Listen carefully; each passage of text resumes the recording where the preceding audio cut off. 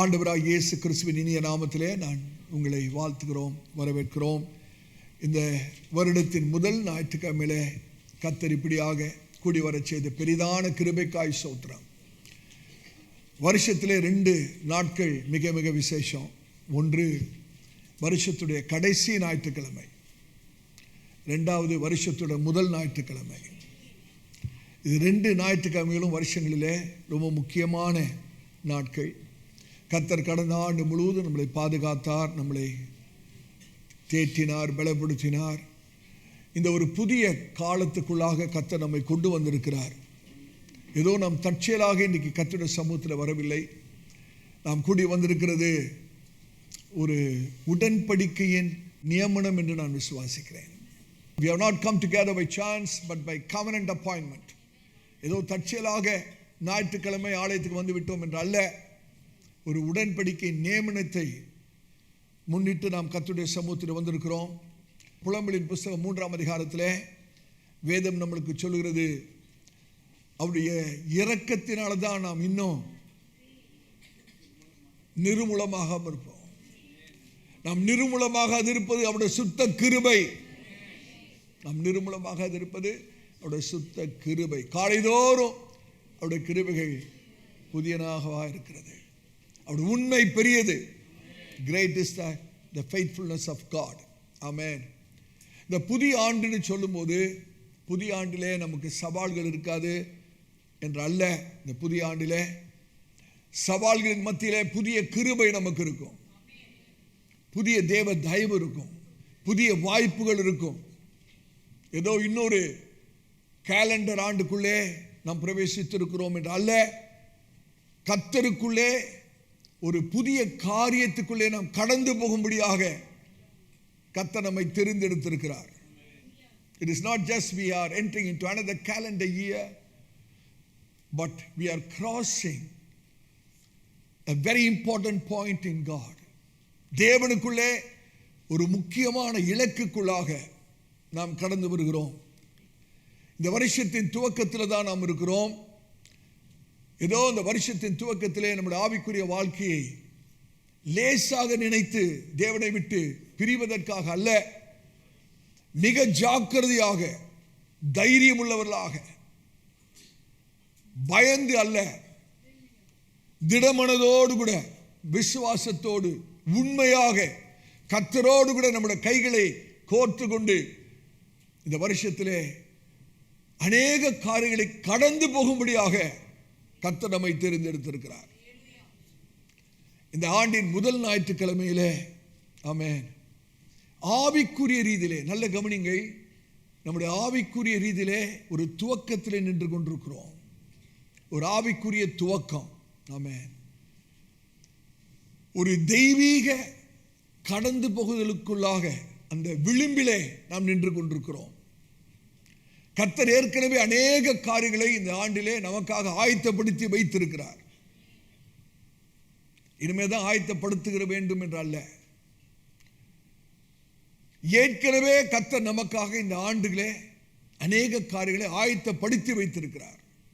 அதை அப்போஸ்தலன் பவுல் சொல்லும்போது சொல்கிறார், கர்த்தர் மேல் அன்பு கூறுகிறவர்களுக்கு அவர் ஆயத்தப்படுத்தி வைத்தவர்களை இன்னும் கண்கள் காணவும் இல்லை, செவிகள் கேட்டதும் இல்லை, மனுஷனுடைய இருதயத்தில் தோன்றினதும் இல்லை. ஆயத்தப்படுத்த போகிறது அல்ல, கர்த்தர் ஏற்கனவே ஆயத்தப்படுத்தி வைத்திருக்கிறார். எல்லாருக்கும் அல்ல, அவரை நேசிக்கிறவர்களுக்கு. ஹல்லேலூயா. அதை இந்த ஆண்டிலே பரிசுத்த ஆவியானவர் நமக்கு வெளிப்படுத்துவார். பரிசுத்த ஆவியானவர் நம்மை படிப்படியாக நடத்துவார். கர்த்தருடைய பரிசுத்த நாமத்துக்கு ஸ்தோத்திரம். ஹல்லேலூயா. இந்த வருடத்தின் துவக்கத்திலே நாம் நிற்கிற நேரத்திலே அநேக தீர்மானங்களை எடுக்க வேணும். Where there is a threshold, there is a decision. ஒரு துவக்கத்தின் விளிம்பிலே நாம் நிற்கும் போது அநேக தீர்மானங்களை எடுக்க வேண்டியவர்களாக இருக்கிறோம். ஏதோ இந்த வருஷத்தை அப்படியே பார்க்கும்படியாக அல்ல, விசுவாசத்தோடு முன்னேறும்படியாக. ஆமென். நான் தாழ்மையாக விசுவாசிக்கிறேன். இந்த புதிய ஒரு காலகட்டத்துக்குள்ளாக நாம் பிரவேசிக்கும்படியாக கர்த்தரே நம்மை நியமித்திருக்கிறார் என்று சொல்கிறேன்.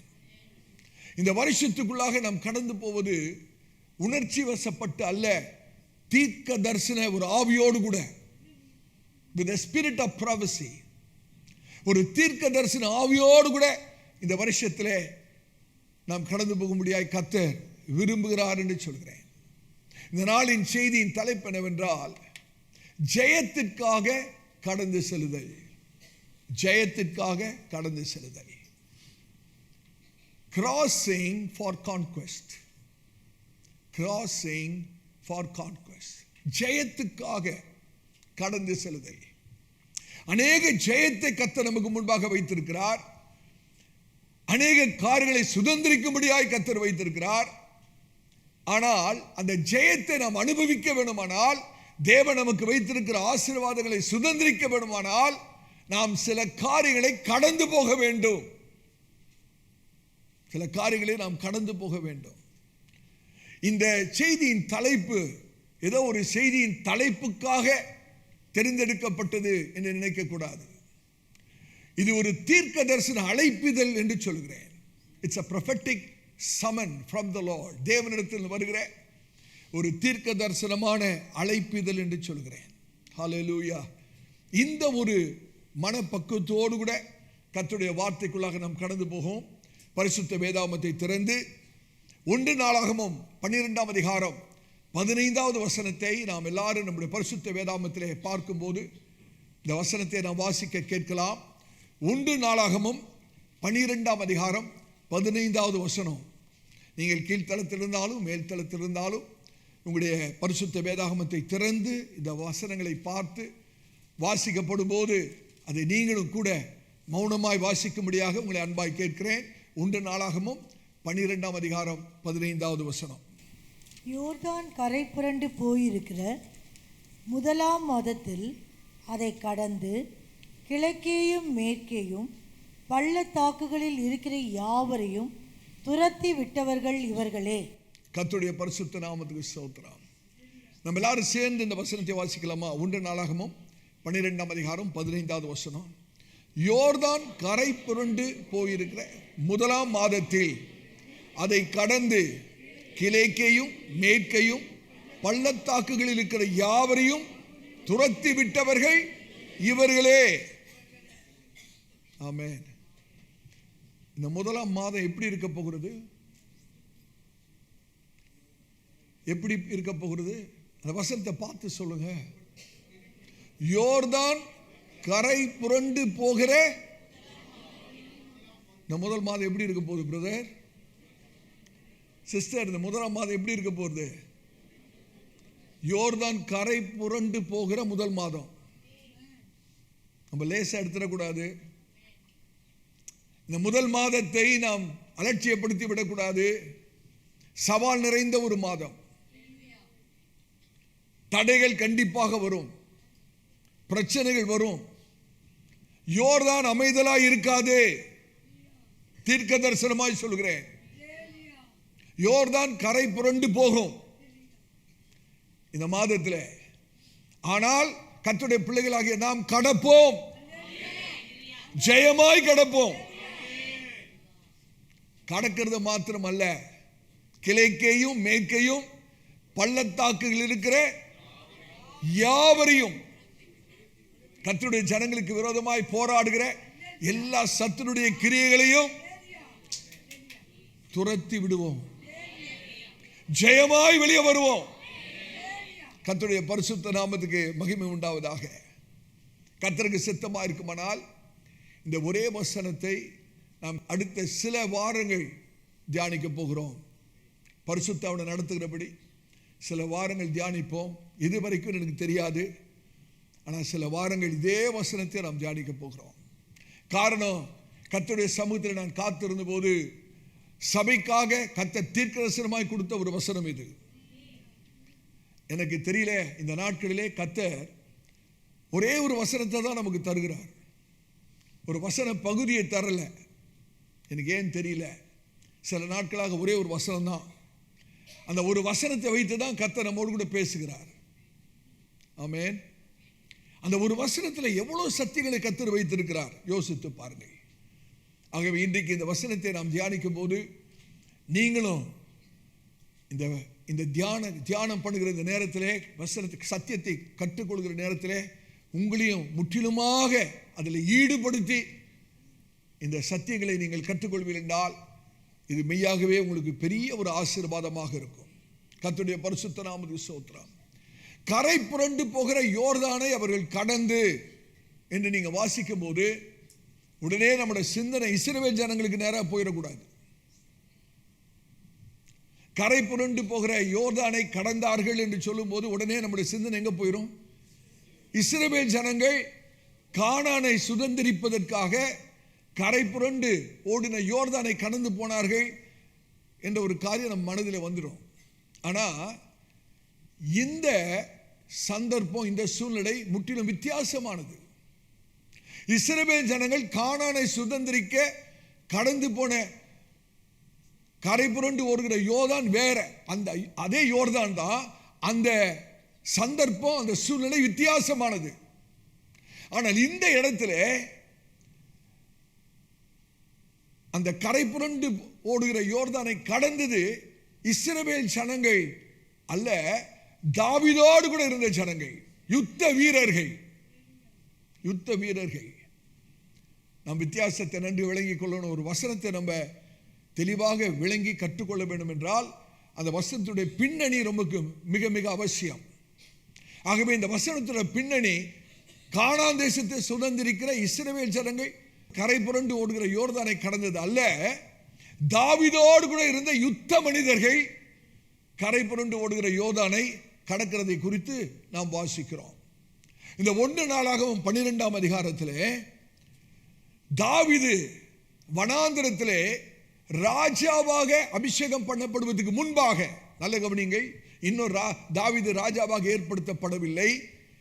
ராஜாவாக ஏற்படுத்தப்படுவதற்கு முன்பாக தாவீதோடு சில யுத்த மனிதர்கள் இருந்தார்கள். அவர்களை குறித்து தான் பரிசுத்த ஆவியானவர் எழுதி வைத்திருக்கிறார்.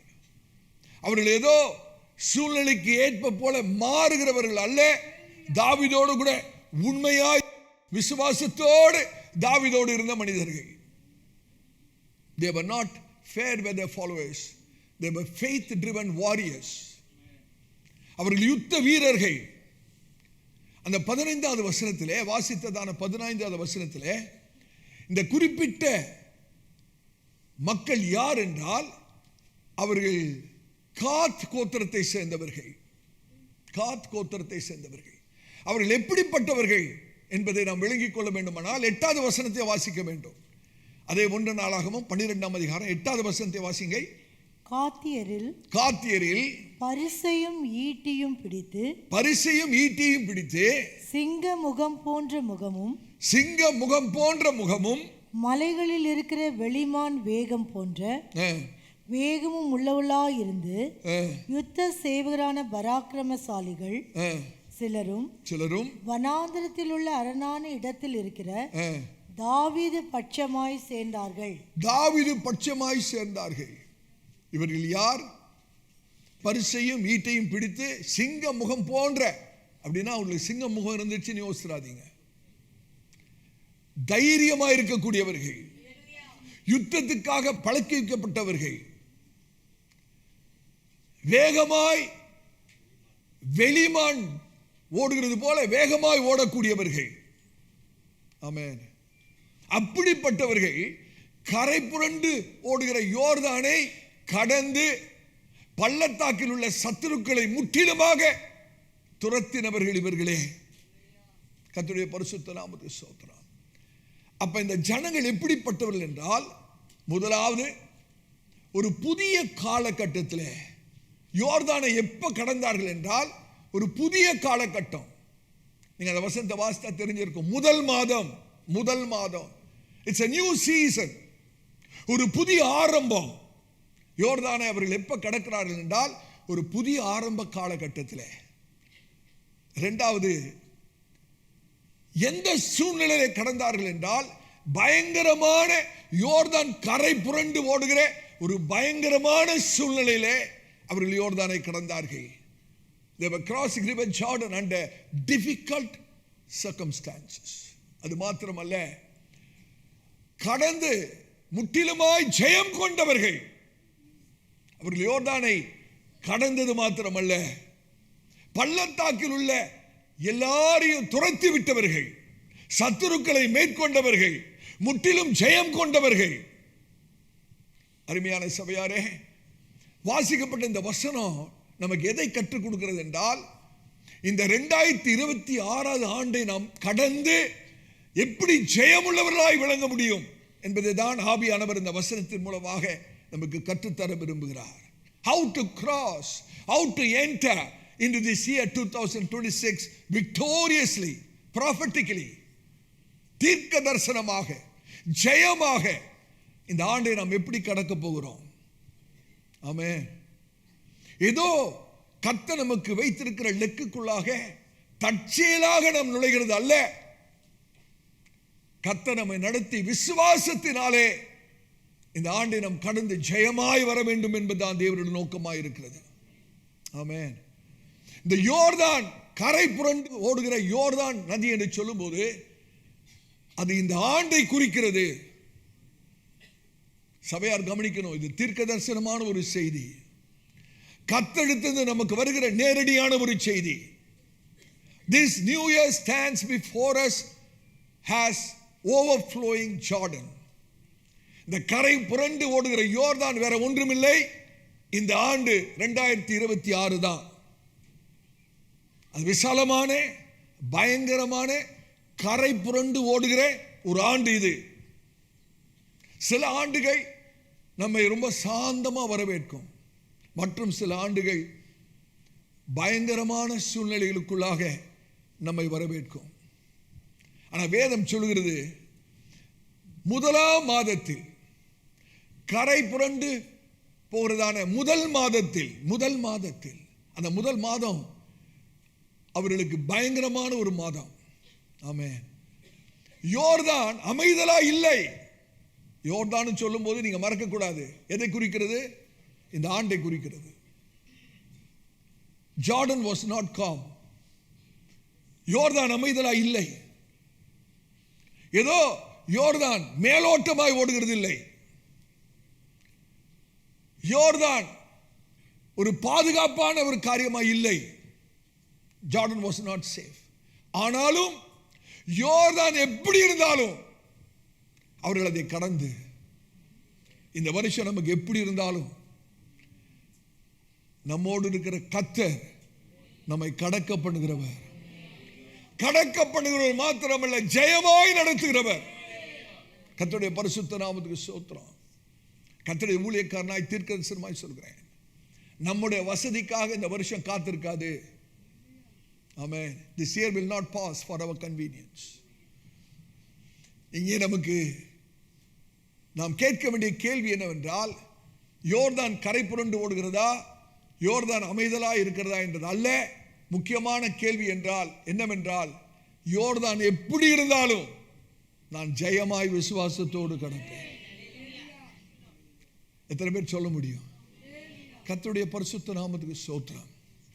நான் கடந்த வாரம் கர்த்தருடைய சமூகத்திலே காத்திருந்த போது கர்த்தர் சொன்ன சில காரியங்களை நான் உங்களிடத்திலே கண்டிப்பாய் சொல்ல வேண்டும். இந்த ஆண்டு 2026 ஆண்டு எல்லாருக்கும் ஒரு சுலபமான ஆண்டாய் இருக்காது. எல்லாருக்கும் ஒரு சுலபமான ஒரு அமைதலான ஆண்டாக இருக்காது. முதல் மாதம் எப்படி? முதல் மாதமே இப்படின்னா, முதல் மாதமே எப்படி? யோர்தான் கரை புரண்டு போகிற முதல் மாதம். முதல் மாதமே அப்படி இருக்குன்னா மிச்ச மாதங்களை நீங்க யோசித்து தான் பார்க்கணும். இந்த ஆண்டு எல்லாருக்கும் ஒரு சுலபமான ஆண்டாய் இருக்காது. ஆனால் தேவனுடைய முகத்தை அனுதினமும் ஜெபத்தின் மூலமாக, வேத தியானத்தின் மூலமாக தேவனுடைய முகத்தை அனுதினமும் தேடுகிறவர்களுக்கு இந்த ஆண்டு ஒரு மகிமையான ஆண்டாய் இருக்கும். இது தீர்க்கதரிசன வார்த்தை, நீங்க எழுதி வைத்துக் கொள்ளலாம். இந்த ஆண்டு எல்லாருக்கும் சுலபமான ஆண்டாய் இருக்காது. ஆனால் தேவனை அனுதினமும் உண்மையாய், உத்தமமாய், முழு மனதோடு தேவனுடைய முகத்தை ஜெபத்தின் மூலமாக, வேத தியானத்தின் மூலமாக தேடுகிற கர்த்தருடைய மக்களுக்கு இந்த ஆண்டு மகிமையான ஒரு ஆண்டாய் இருக்கும். ஹல்லேலூயா. கர்த்தருடைய பரிசுத்த நாமத்துக்கு மகிமை உண்டாவதாக. தேவனை தேடாதவர்களுக்கு, நான் ரட்சிக்கப்படாதவர்களை குறித்து பேசவில்லை, ரட்சிக்கப்பட்டவர்களை விசுவாசிகளை குறித்து பேசுகிறேன். ஒவ்வொரு நாளும் ஜெபிக்காம, வேதத்தை வாசிக்காம, தேவனுடைய முகத்தை தேடாம இருக்கிற விசுவாசிகளுக்கு இந்த ஆண்டு கரை புரண்டு ஓடுகிற யோர்தானா இருக்கும். கடினமான ஒரு ஆண்டா இருக்கும், பயங்கரமான ஒரு ஆண்டா இருக்கும். ஆண்டவராகிய இயேசுவோடு கூட இருப்போமானால் இந்த ஆண்டு மகிமையான ஆண்டு. ஆண்டவராகிய இயேசுவை விட்டு விலகி ஜீவிப்பவர்களுக்கு இந்த ஆண்டு பயங்கரமான ஒரு ஆண்டாக இருக்கும். தயவுசெய்து மறக்க வேண்டாம். 31ஆம் தேதி டிசம்பர் மாதம் 2025 அன்றைக்கு ராத்திரில பயங்கரமான மழை. அப்படிதானே? சாதாரண மழை இல்லை, அது பயங்கரமான மழை. யாருமே எதிர்பார்க்காத ஒரு மழை. பொதுவாக டிசம்பர் மாதம் 31ஆம் தேதி மழை பெய்யாது. அப்படிதானே? எத்தனையோ வருஷம் நம்ம வந்திருக்கிறோம், அன்றைக்கு மழையே பெய்யாது. இன்னும் சொல்லணும்னா வானிலை முன்னறிவிப்பு துறை கூட அன்றைக்கி மழை பெய்யும்னு அவர்கள் எதிர்பார்க்கவே இல்லை. அந்த மாதிரி ஒரு தோற்றமே இல்லை. ஆனாலும் அன்றைக்கி ராத்திரி பயங்கரமான ஒரு மழை. தயவுசெய்து கேளுங்க, தயவுசெய்து கேளுங்க. சில விசுவாசிகள் சபைக்கு அந்த ராத்திரிலே வெளியே இருந்தார்கள்.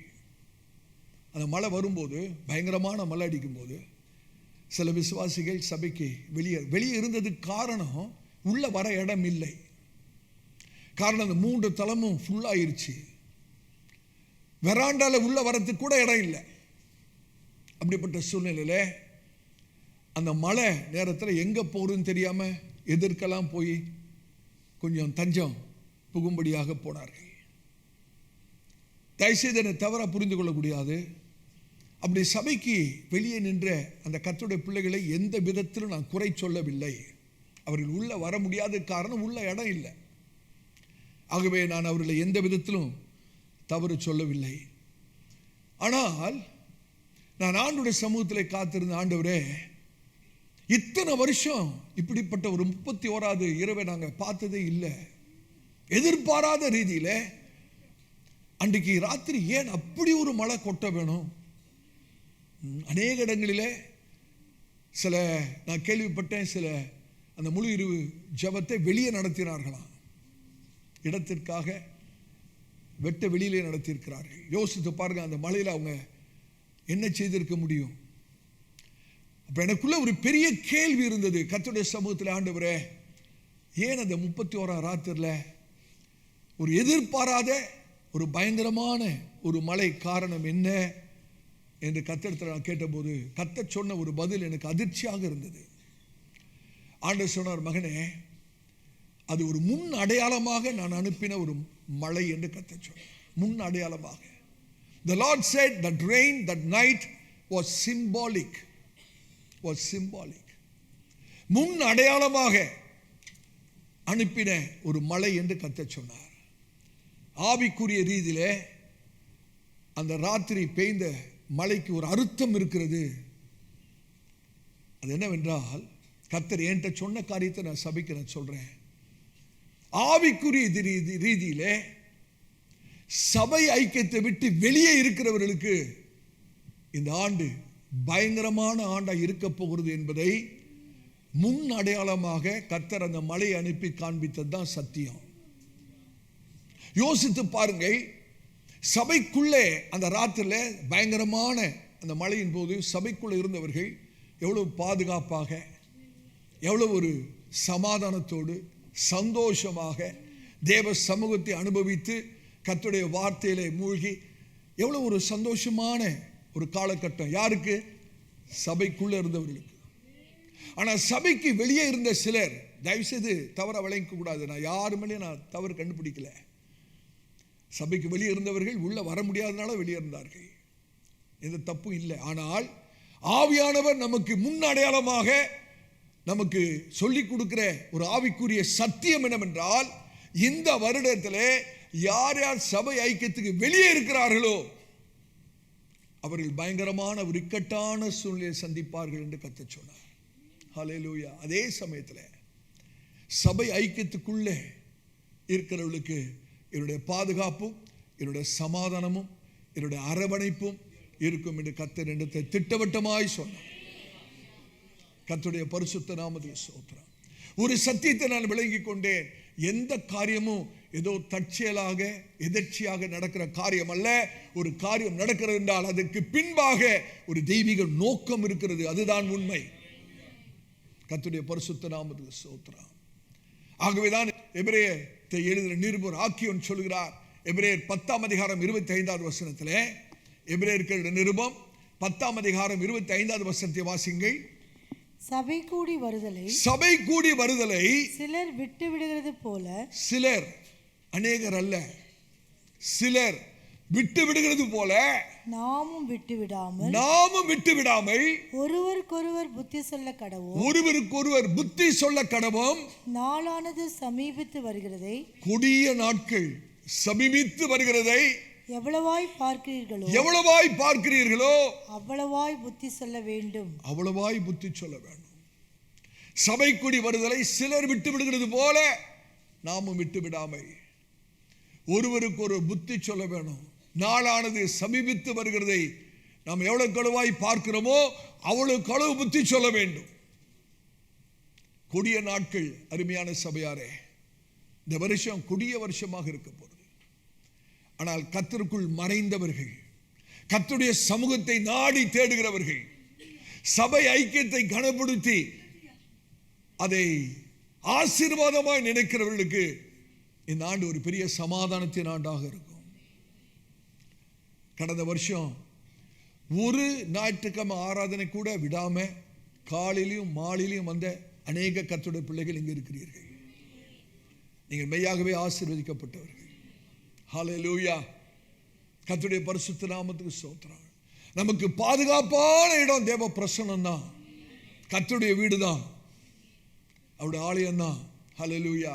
கர்த்தர் சொன்னாரே, என்னுடைய ஜனங்களை என்னுடைய ஆலயத்துக்குள்ளே கொண்டு வந்து அவர்களை நான் என்னுடைய கிருபையினாலே திருப்தி ஆக்குவேன், என்னுடைய நன்மையினாலே திருப்தி ஆக்குவேன். ஹல்லேலூயா. கர்த்தருடைய சமூகத்தில் நாம் கூடி வரும்போதெல்லாம் கர்த்தர் நம்மோடு கூட பேசி நம்மை திருப்தி ஆக்குகிற கர்த்தர். கர்த்தருடைய பரிசுத்த நாமத்துக்கு ஸ்தோத்திரம். தாவீதோடு இருந்த மனுஷருக்கு நேராய் மறுபடியும் நாம் வருவோம். இந்த தாவீதோடு இருந்து கரை புரண்டு ஓடுகிற யோர்தானை கடந்த இந்த ஜனங்கள் ஒரு சத்தியத்தை விளங்கிக் கொண்டார்கள். அது என்னவென்றால், ஜெயம் எடுக்க வேண்டுமானால் அந்த ஜெயத்தின் துவக்கம் வசதியாய் இருக்காது. ஜெயத்தின் துவக்கம் வசதியாய் இருக்காது. The beginning of conquest will never be comfortable. Hallelujah. Conquest never begins with comfort. ஒரு ஜெயம் வசதியோடு துவங்காது. நீங்க ஜெயம் எடுக்க வேண்டுமானால் துவக்கம் கரை புரண்டு ஓடுகிற யோர்தானா தான் இருக்கும். நீங்க யோசித்து பாருங்க, தாவீதோடு இருந்த அந்த யுத்த புருஷர்களை, அந்த மனுஷர்களை கொஞ்சம் யோசித்து பாருங்க. அவங்க சொல்லியிருக்கலாம்ல, இப்ப யோர்தான் கரை புரண்டு போது, கொஞ்சம் வெயிட் பண்ணுப்பா, யோர்தான் அமைதலாகட்டும், அப்புறம் கடந்து போகலாம் அப்படின்னு யோசிக்கல. யோர்தான் எப்படி கரை புரண்டு போனாலும் சரி, நாங்க கடப்போம். ஹல்லேலூயா. இந்த வருஷம் எப்படி இருந்தாலும் சரி, அதை ஜெயமாய் நாம் கடப்போம். அந்த யோர்தான் அச்சுறுத்துறதா இருக்கலாம், ஆமென், பயமுறுத்துறதா இருக்கலாம், ஆனாலும் யுத்த புருஷர்களாக கர்த்தர் நம்மோடு கூட இருக்கிறபடினாலே யோர்தான் எப்படிப்பட்ட ஒரு நிலைமையில் இருந்தாலும் ஜெயமாய் கடக்க அழைக்கப்பட்டவர்கள். அந்த மனுஷர்களுக்கு ஒரு காரியம் தெரியும், ஒரு முற்றிலுமான ஜெயம் எடுப்பதற்கு முன்பாக ஒரு தைரியமான கடந்து போகுதல் உண்டு. ஆமென். There's a courageous crossing before complete conquest. ஒரு முற்றிலுமான ஜெயத்தை கர்த்தர் நமக்கு வைத்திருக்கிறார்.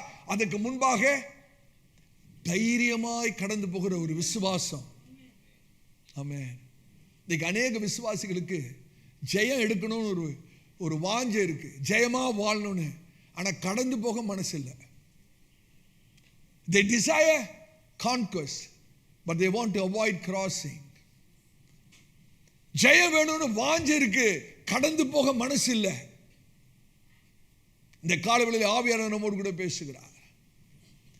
கடந்து போகுதல், கடந்து செல்லுதல் இல்லாவிட்டால் ஜெயம் இல்லை. No crossing, no conquest. நான் கடந்து போக முன்னேற மனது இல்லாவிட்டால் நமக்கு ஜெயம் இல்லை. கர்த்தருடைய பிள்ளைகள் தீர்மானம் பண்ணணும். கர்த்தருடைய சமூகத்தில், ஆண்டவரே இந்த வருஷம் எப்படி இருந்தாலும் சரி, நான் விசுவாசத்தில் முன்னேறுவேன், நான் விசுவாசத்தில் முன்னேறுவேன், உண்மையில வைத்திருக்கிற நம்பிக்கையில நான் முன்னேறுவேன். எந்த யோர்தானும் என்னை தடை செய்ய முடியாது. எந்த கரை புரண்டு ஓடுகிற யோர்தானும் என்னை தடை செய்யவும் முடியாது, தடுக்கவும் முடியாது, தாமதம் செய்யவும் முடியாது, தாமதம் செய்யவும் முடியாது. ஹல்லேலூயா. அநேக விசுவாசிகளுக்கு இந்த ஜெயம் விருப்பம், ஆனா கடந்து போகிற அனுபவம் விருப்பம் இல்லை. They want progress without pressure. அழுத்தம் இல்லாம முன்னேறணும். அழுத்தம் இல்லாத முன்னேற்றமே இல்லைங்க. முன்னேற்றம் இருக்குன்னா என்ன இருக்குன்னு அர்த்தம்? அழுத்தம் நிச்சயமா இருக்கு. ஹல்லேலூயா. எந்த வசதி குறைவில்லாத ஒரு சுதந்திரம் இல்ல. They want inheritance without inconvenience. வசதி குறைவே இருக்கக்கூடாது, ஆனா எனக்கு என்ன வேணும்? சுதந்திரம் வேணும். கர்த்தருடைய வார்த்தை நமக்கு தெளிவாய் போதிக்கிறது. நாம் கடந்து செல்ல மனதில்லாவிட்டால், முன்னேறி செல்ல மனதில்லாவிட்டால் இந்த ஆண்டிலே நமக்கு ஜெயம் இல்லை என்று கர்த்தர் நம்மோடு கூட தெளிவாய் பேசு. இந்த ஆண்டை துவக்கிற கர்த்தருடைய பிள்ளைகளாகிய நாம், கர்த்தர் நம்மை அழைக்கிறார். பயத்தை பார்த்து பின்வாங்காதே என்று கர்த்தர் சொல்றார். கர்த்தர் யார்கிட்ட பேசுறான்னு தெரியல. உங்களுடைய சூழ்நிலைகள் அச்சுறுத்துறதா இருக்கலாம், ஆனா கர்த்தர் சொல்றார், மகனே அந்த அச்சுறுத்துற, அந்த பயமுத்துற சூழ்நிலையை பார்த்து ஒரு நாள் பின்வாங்கி போய்விட வேண்டாம். கரை புரண்டு ஓடுகிற யோர்தான் அச்சுறுத்துறதா இருக்கலாம், ஆனாலும் ஐயோ யோர்தான் கரை புரண்டு போகிறதே, இப்ப வேண்டாம், இப்ப பின்னால போயிட்டு அப்புறம் அமைதலானவன் பிறகு கடந்து போகலாம். இல்ல, அமைதல் ஆன பிறகு கடந்து போகிறது விசுவாசம் இல்லை. எத்தனை பேருக்கு விளங்குது?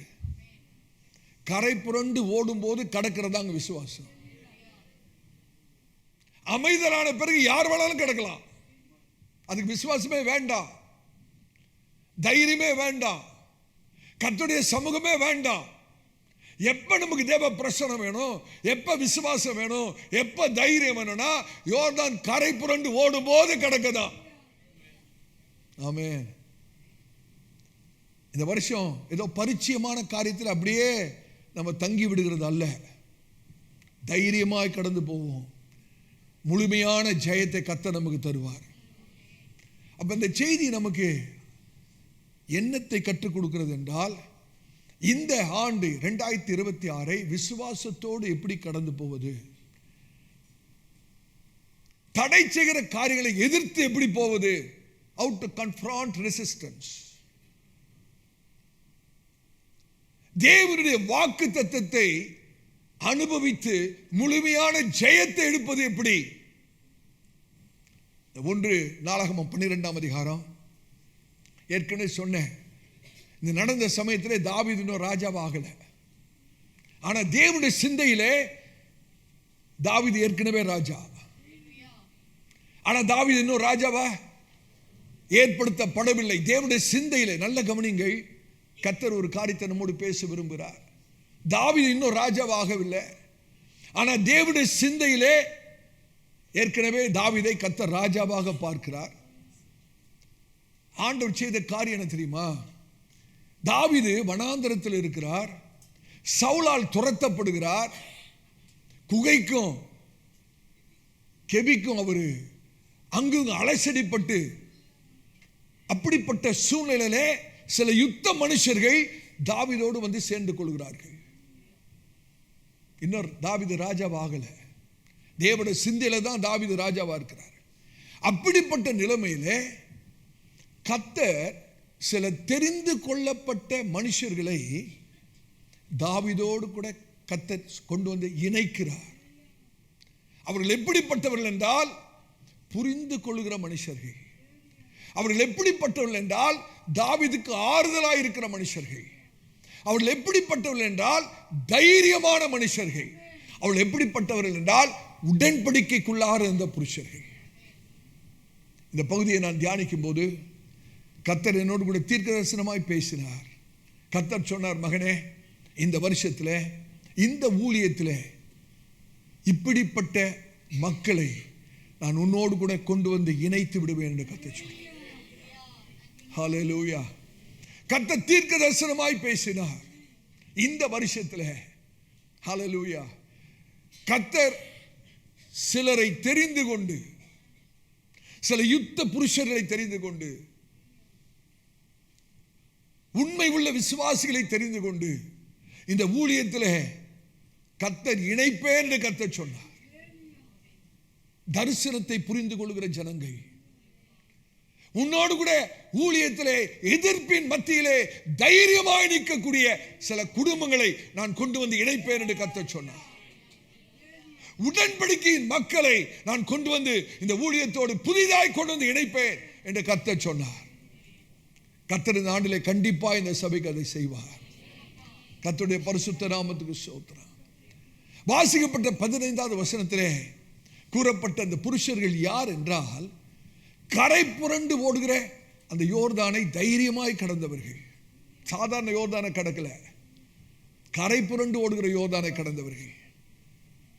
சாத்தியமே இல்லாத சூழ்நிலையிலே அவர்கள் ஜெயமாய் கடந்து போனவர்கள். Men who confronted impossibilities.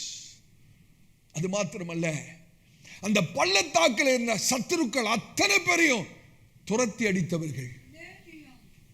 ஹல்லேலூயா. ஆவியானவர் நம்மோடு கூட பேசுகிறார்.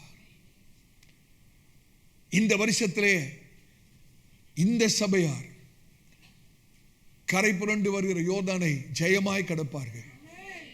பயங்கரமான சாத்தியமே இல்லை என்ற சூழ்நிலைகளை ஜெயமாய் கடந்து போவார்கள். அது மாத்திரமல்ல, பள்ளத்தாக்கில் இருக்கிற சத்துருக்களை துரத்தி விடுவார்கள்.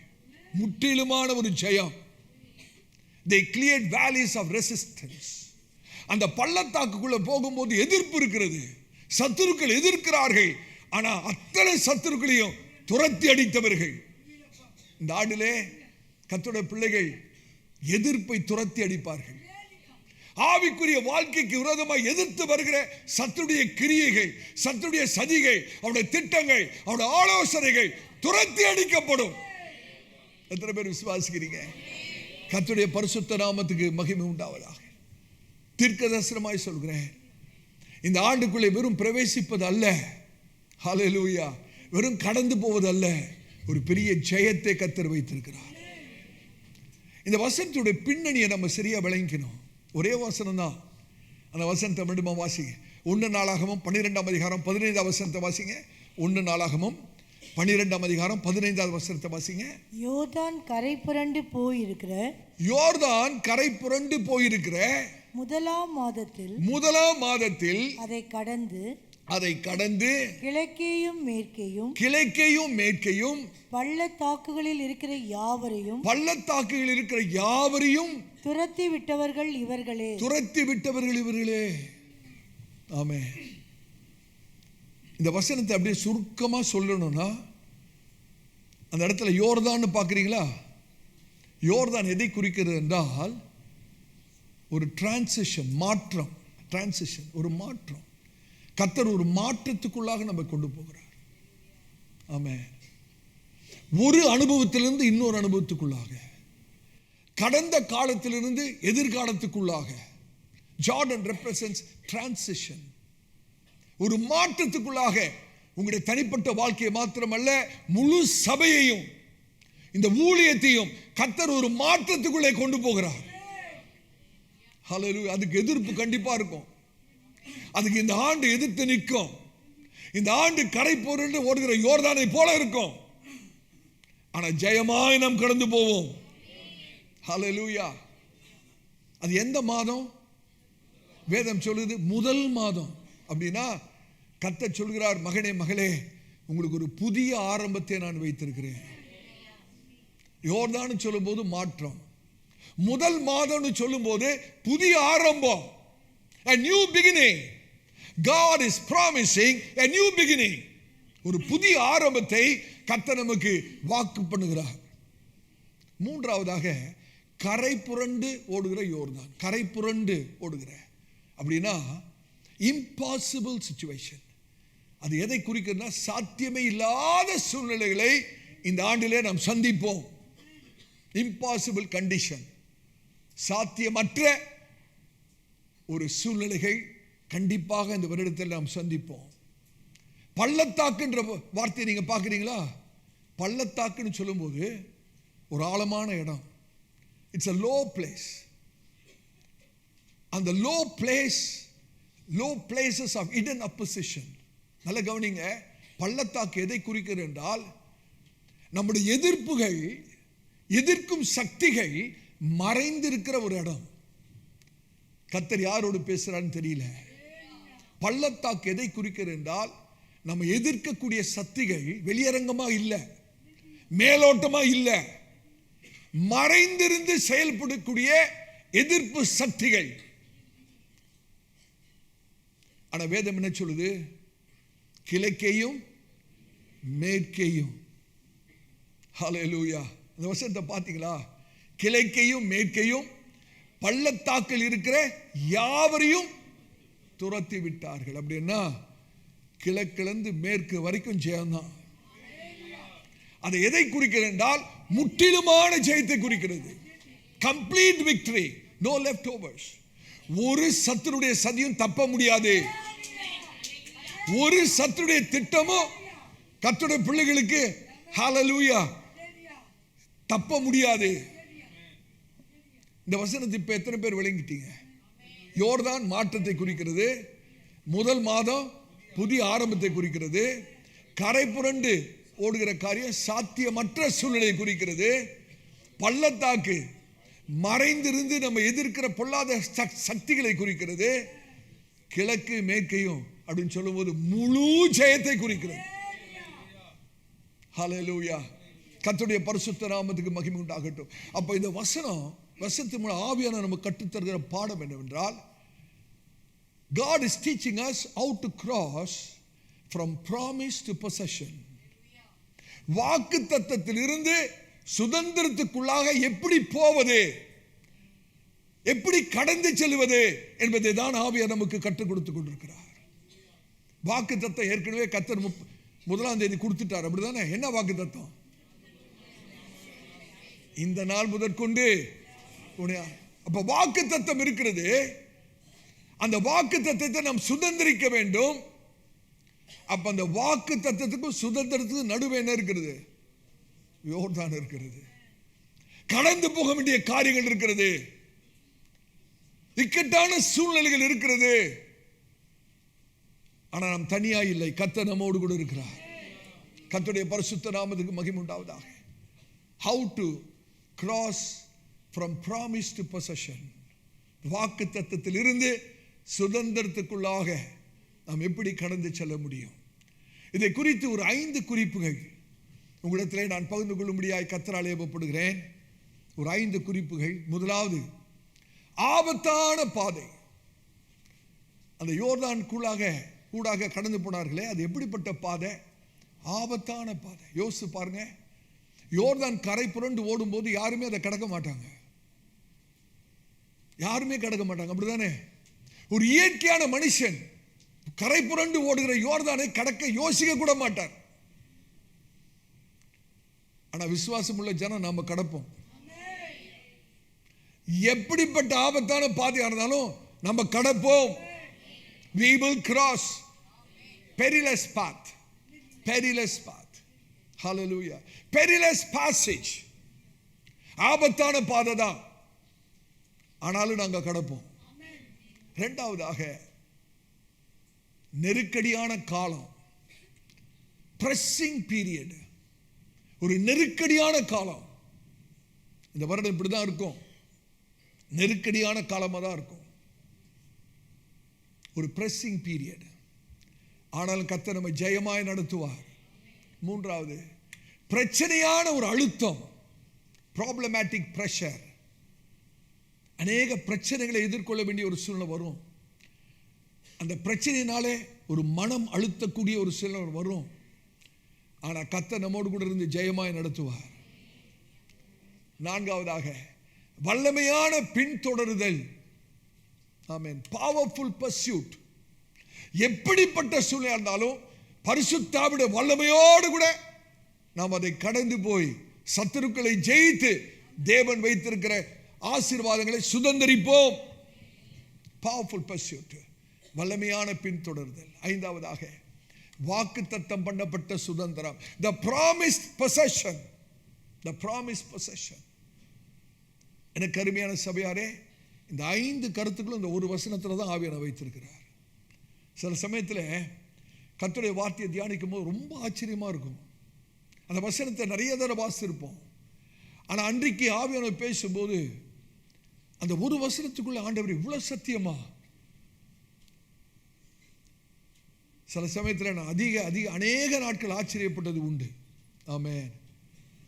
இந்த காலை வேளையிலே உங்களுடைய சிந்தையையும் உங்களுடைய மனதையும் உங்களுடைய இருதயத்தையும் பரிசுத்தாவிடம் உங்களுக்கு ஊழியம் செய்யும்படியாக தேவ சமூகத்திலே திறந்து வையுங்கள்.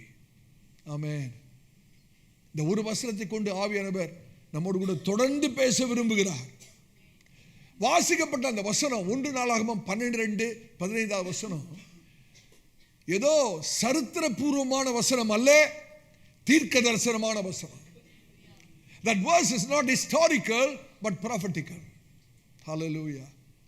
அந்த வசனம் எதை காட்டுகிறது என்றால், தேவனுடைய ஜனங்கள் ஒரு புதிய காலகட்டத்துக்குள்ளே எப்படி ஜெயமாய் கடந்து போகிறது. Not timidly but triumphantly. பயந்து நடுங்கி அல்ல, ஜெயமாக. Not carelessly but courageously. ஏதோ அலட்சிய மனப்பான்மையோடு அல்ல, தைரியத்தோடு. Not partially but completely. ஏதோ பாதி வழியில கடந்து போகிறது அல்ல, முழுமையாய் கடந்து ஜெயத்தெடு. ஹல்லேலூயா. சிந்தித்து பார்க்கணும். தாவீதோடு இருந்த மனுஷர்கள் கரை புரண்டு ஓடுகிற யோர்தானை கடந்த போது அவங்களுடைய மனசு என்ன தெரியுமா சொல்லியிருக்கோம்? இயற்கையான ஒரு மனது, மன ரீதியாக இயற்கையான மனரீதி. பொறுத்திருப்பா, காத்திரு. நீ பார்க்கிறல்ல யோர்தான் கரை புரண்டு ஓதுற, இப்ப போய் கடக்க போறியா? இப்ப போய் கடக்க போறியா? வெயிட் பண்ணு. When these men crossed the river Jordan, that was a time when logic said wait. தர்க்க புத்தி என்ன சொல்லுது? காத்திரு. பயம் என்ன சொல்லுது? பின்னால ஓடி போயிரு, முன்னால நிக்காத. ஆபத்து என்ன சொல்லுது? தாமதமா போ. விசுவாசம் என்ன சொல்லுது? அது ஊடாக முன்னேறி போ. நம்ம எதுக்கு செவிசாய்க்க போறோம்? தர்க்க புத்தி சொல்லுது பொறுத்துரு, காத்துரு, வெயிட் பண்ணு. பயம் என்ன சொல்லுது? திரும்பி ஓடி போயிரு. ஆபத்து என்ன சொல்லுது? கொஞ்சம் தாமதமா இருக்கு. விசுவாசம் என்ன சொல்லுது? முன்னேறி போ, முன்னேறி போ. ஹல்லேலூயா. ஆவிக்குரிய முன்னேற்றம். யோசிச்சு பாருங்க, இஸ்ரவேல் ஜனங்கள் சிவந்த சமுத்திரத்துக்கு முன்பாக நிற்கிறார்கள். அவங்களுடைய தர்க்க புத்தி என்ன சொல்லும் தெரியுமா? சிவந்த சமுத்திரம் பயங்கரமா இருக்கு பார்க்கும்போது. பொறுமையாயிரு. எங்க முன்னால போக முடியும்? உன்னால பின்னாலையும் போக முடியாது, முன்னாலையும் போக முடியாது, பக்கங்களிலும் போக முடியாது. வெயிட் பண்ண, இங்கே நில்லு. நீ சாகணும்னா சாக வேண்டியதுதான், வர வழியே இல்லை. தப்பித்து பிழைக்க வழி இல்லை. பயான தர்மம் சொல்லியிருக்கோம், திருப்பி எகிப்துக்கு மரியாதையா போயிரு. ஏன் இங்கே வந்து வனாந்தரத்தில் சாகணும்? போயிரு. ஆபத்து என்ன தர்மம் சொல்லியிருக்கோம்? கொஞ்சம் தாமதம் பண்ணு. இந்த குழப்பத்தின் மத்தியில் தான் மோசே ஆண்டவரை நோக்கி ஜெபிக்கிறாராம். ஆண்டவரே, ஒரு பக்கம் இஸ்ரவேல் ஜனங்கள் முணுமுறுக்கிறார்கள். தர்க்க புத்தி சொல்லுது பொறுத்துருன்னு, பயம் சொல்லுது பின்னாடி திரும்பி ஓடிருன்னு. ஆபத்து சொல்லுது கொஞ்சம் தாமதம் பண்ணுன்னு. நான் என்ன பண்ணணும் ஆண்டவரே, ஆண்டவரேன்னு முறையிட்ட போது தேவன் மோசே இடத்துல கோபம் கொண்டாராம். உன்னோட கையில கோலை கொடுத்திருக்கிறேன், ஜனங்களை பார்த்து முன்னேறி போக சொல்லு. Ask the people to go forward.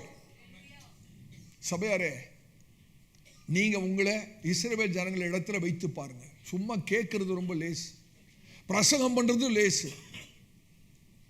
இஸ்ரவேல் ஜனங்களோட இடத்துல நீங்க உங்களை வைத்து முன்னால அப்படியே சிவந்த சமுத்திரம் அலை அலையா சிவந்த சமுத்திரம் கொந்தளித்து கொண்டிருக்கிறது, பின்னால் எகிப்து சேனை இருக்கிறது, ரெண்டு பக்கங்களிலும் பர்வதங்கள் இருக்கிறது. இப்ப ஆண்டவர் உங்களை பார்த்து சொல்ற, போப்பா உள்ள போப்பா, உள்ள போ, புறப்பட்டு போ. போவீங்களா பிரதர் சிஸ்டர், போவீங்களா? ஃபாஸ்டிங் போட்டு ஜெபிச்சு பார்ப்போம் ஆண்டவர் என்ன சொல்றார். விசுவாசம் சொல்கிறது புறப்பட்டு போ, புறப்பட்டு போ. ஹல்லேலூயா.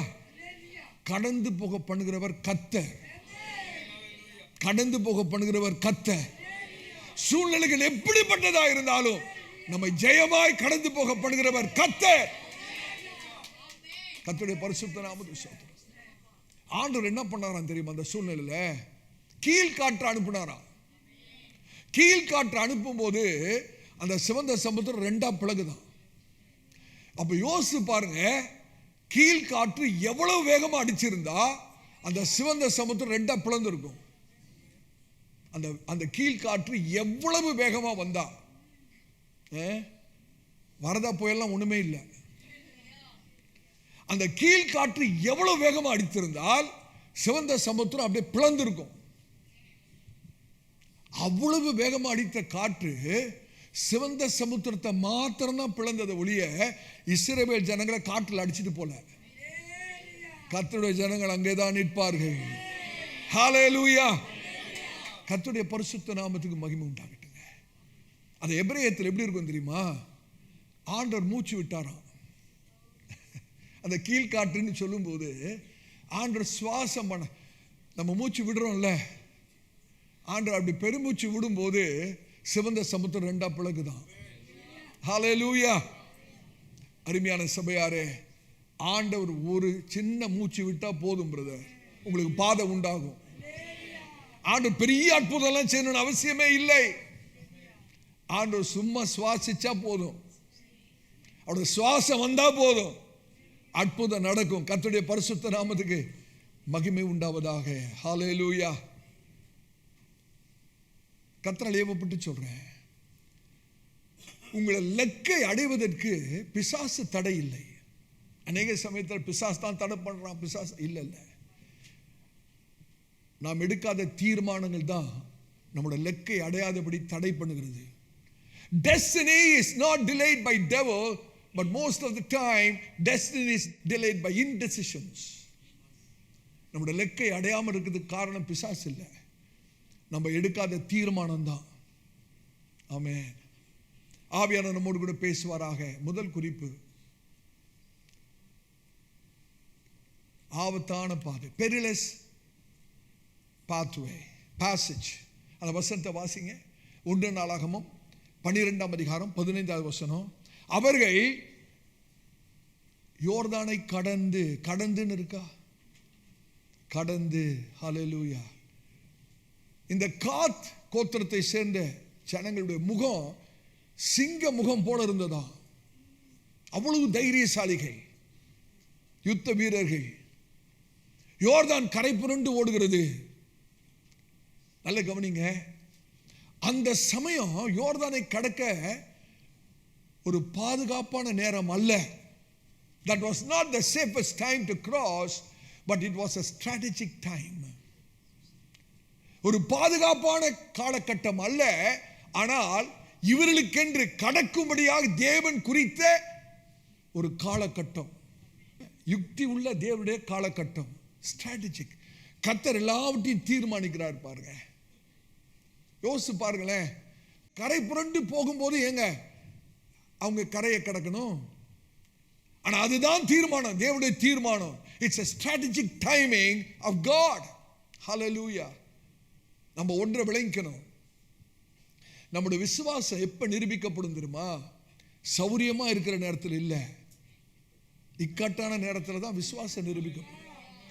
Faith is proved not in comfort but in crisis.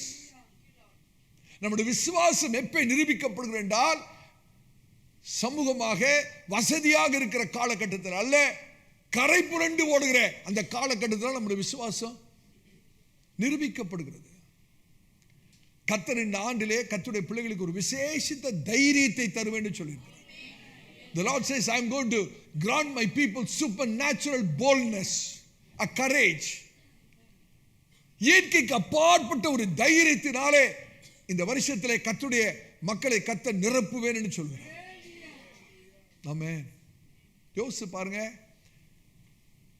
சாதாரண மீன் பிடிக்கிறவர்கள், சீஷர்கள் எல்லாமே சாதாரண மீன் பிடிக்கிறவர்கள், அவர்கள் அதிகாரத்தோடு பேசுகிற வார்த்தையை கேட்டு ஆச்சரியப்பட்டார்களாம்.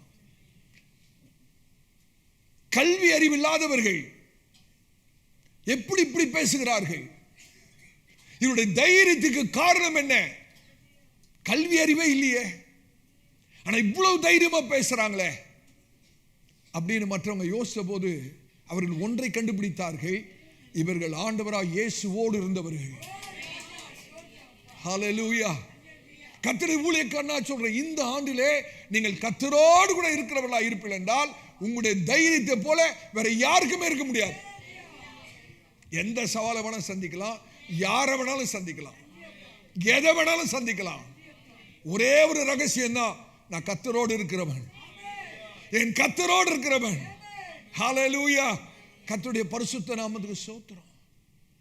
தைரியம் என்றால் என்ன? What is courage? நம்ம நினைக்கிறோம் தைரியம்னா பயம் இல்லாம இருக்கிறது தான் தைரியம். இல்ல இல்ல, அது தைரியம் இல்ல. பயத்தின் மத்தியிலும் கீழ்ப்படுகிறோம் பார்த்தீங்களா, அதாங்க தைரியம். அதான் தைரியம். What is courage? Courage is not the absence of fear but obedience in spite of fear. விளங்கிக்கணும். அவர் நம்மோடு தான் பேசுறாரு. தைரியம்னா பயம் இல்லாதது தைரியம் நினைக்காதீங்க. தைரியம்னா என்ன? பயத்தின் மத்தியிலும் ஆண்டவருக்கு நான் கீழ்ப்படிவேன். அந்த 3 எபிரேய புருஷர்ல கொஞ்சம் யோசிச்சு பாருங்க. ராஜாவுடைய கட்டளை பிறப்பிக்கப்படுகிறது. இந்த சிலைக்கு முன்பாக விழுந்து வணங்காத அத்தனை பேரையும் எரிகிற அக்கினி சூளையிலே தூக்கி எறியப்படுவார்கள். அதுவும் அந்த அக்கினி சூளை 7 மடங்கு அதிகரிக்கப்பட்டிருக்கிறது. நீங்க யோசிச்சு பாருங்க, அந்த 3 எபிரேய புருஷர்களுக்கு பயம் இருந்திருக்குமா இருக்காதா? பயம் இருந்திருக்குமா இருக்கு? பயம் இருந்தது. பயத்தின் மத்தியிலும் நாங்கள் தேவனுக்கு கீழ்ப்படிவோம் என்று சொன்னார்களே, அதுதாங்க தைரியம். தைரியம்னா பயம் இல்லாதது இல்லை. பயம் இருக்கதான் செய்யும். பயம் இருந்தாலும் நான் கர்த்தருக்கு கீழ்ப்படிவேன். என்ன நடந்தாலும் நான் கர்த்தருக்கு கீழ்ப்படிவேன். கர்த்தர் பார்த்துக் கொள்வார். அந்த விசுவாசம் தான் தைரியம். ஹல்லேலூயா. நான் கர்த்தருடைய ஊழியக்காரனா சொல்றேன், இந்த வருஷம் கரை புரண்டு ஓடுகிற யோர்தான் உங்களுடைய முன்னேற்றத்தை தடை செய்ய சத்துரு அநேக சூழ்நிலைகளை உங்களுக்கு முன்பாக வைப்பான். கரை புரண்டு ஓடுகிற யோர்தானை போல உங்களுடைய ஆவிக்குரிய முன்னேற்றத்தை தடை செய்யும்படியாக பிசாசு அநேக சூழ்நிலைகளை உருவாக்குவான். ஆனா கர்த்தர் அதே கரை புரண்டு ஓடுகிற யோர்தானை நம்முடைய விசுவாசத்தை பெருக பண்ணும்படியாக பயன்படுத்துவார். Hallelujah.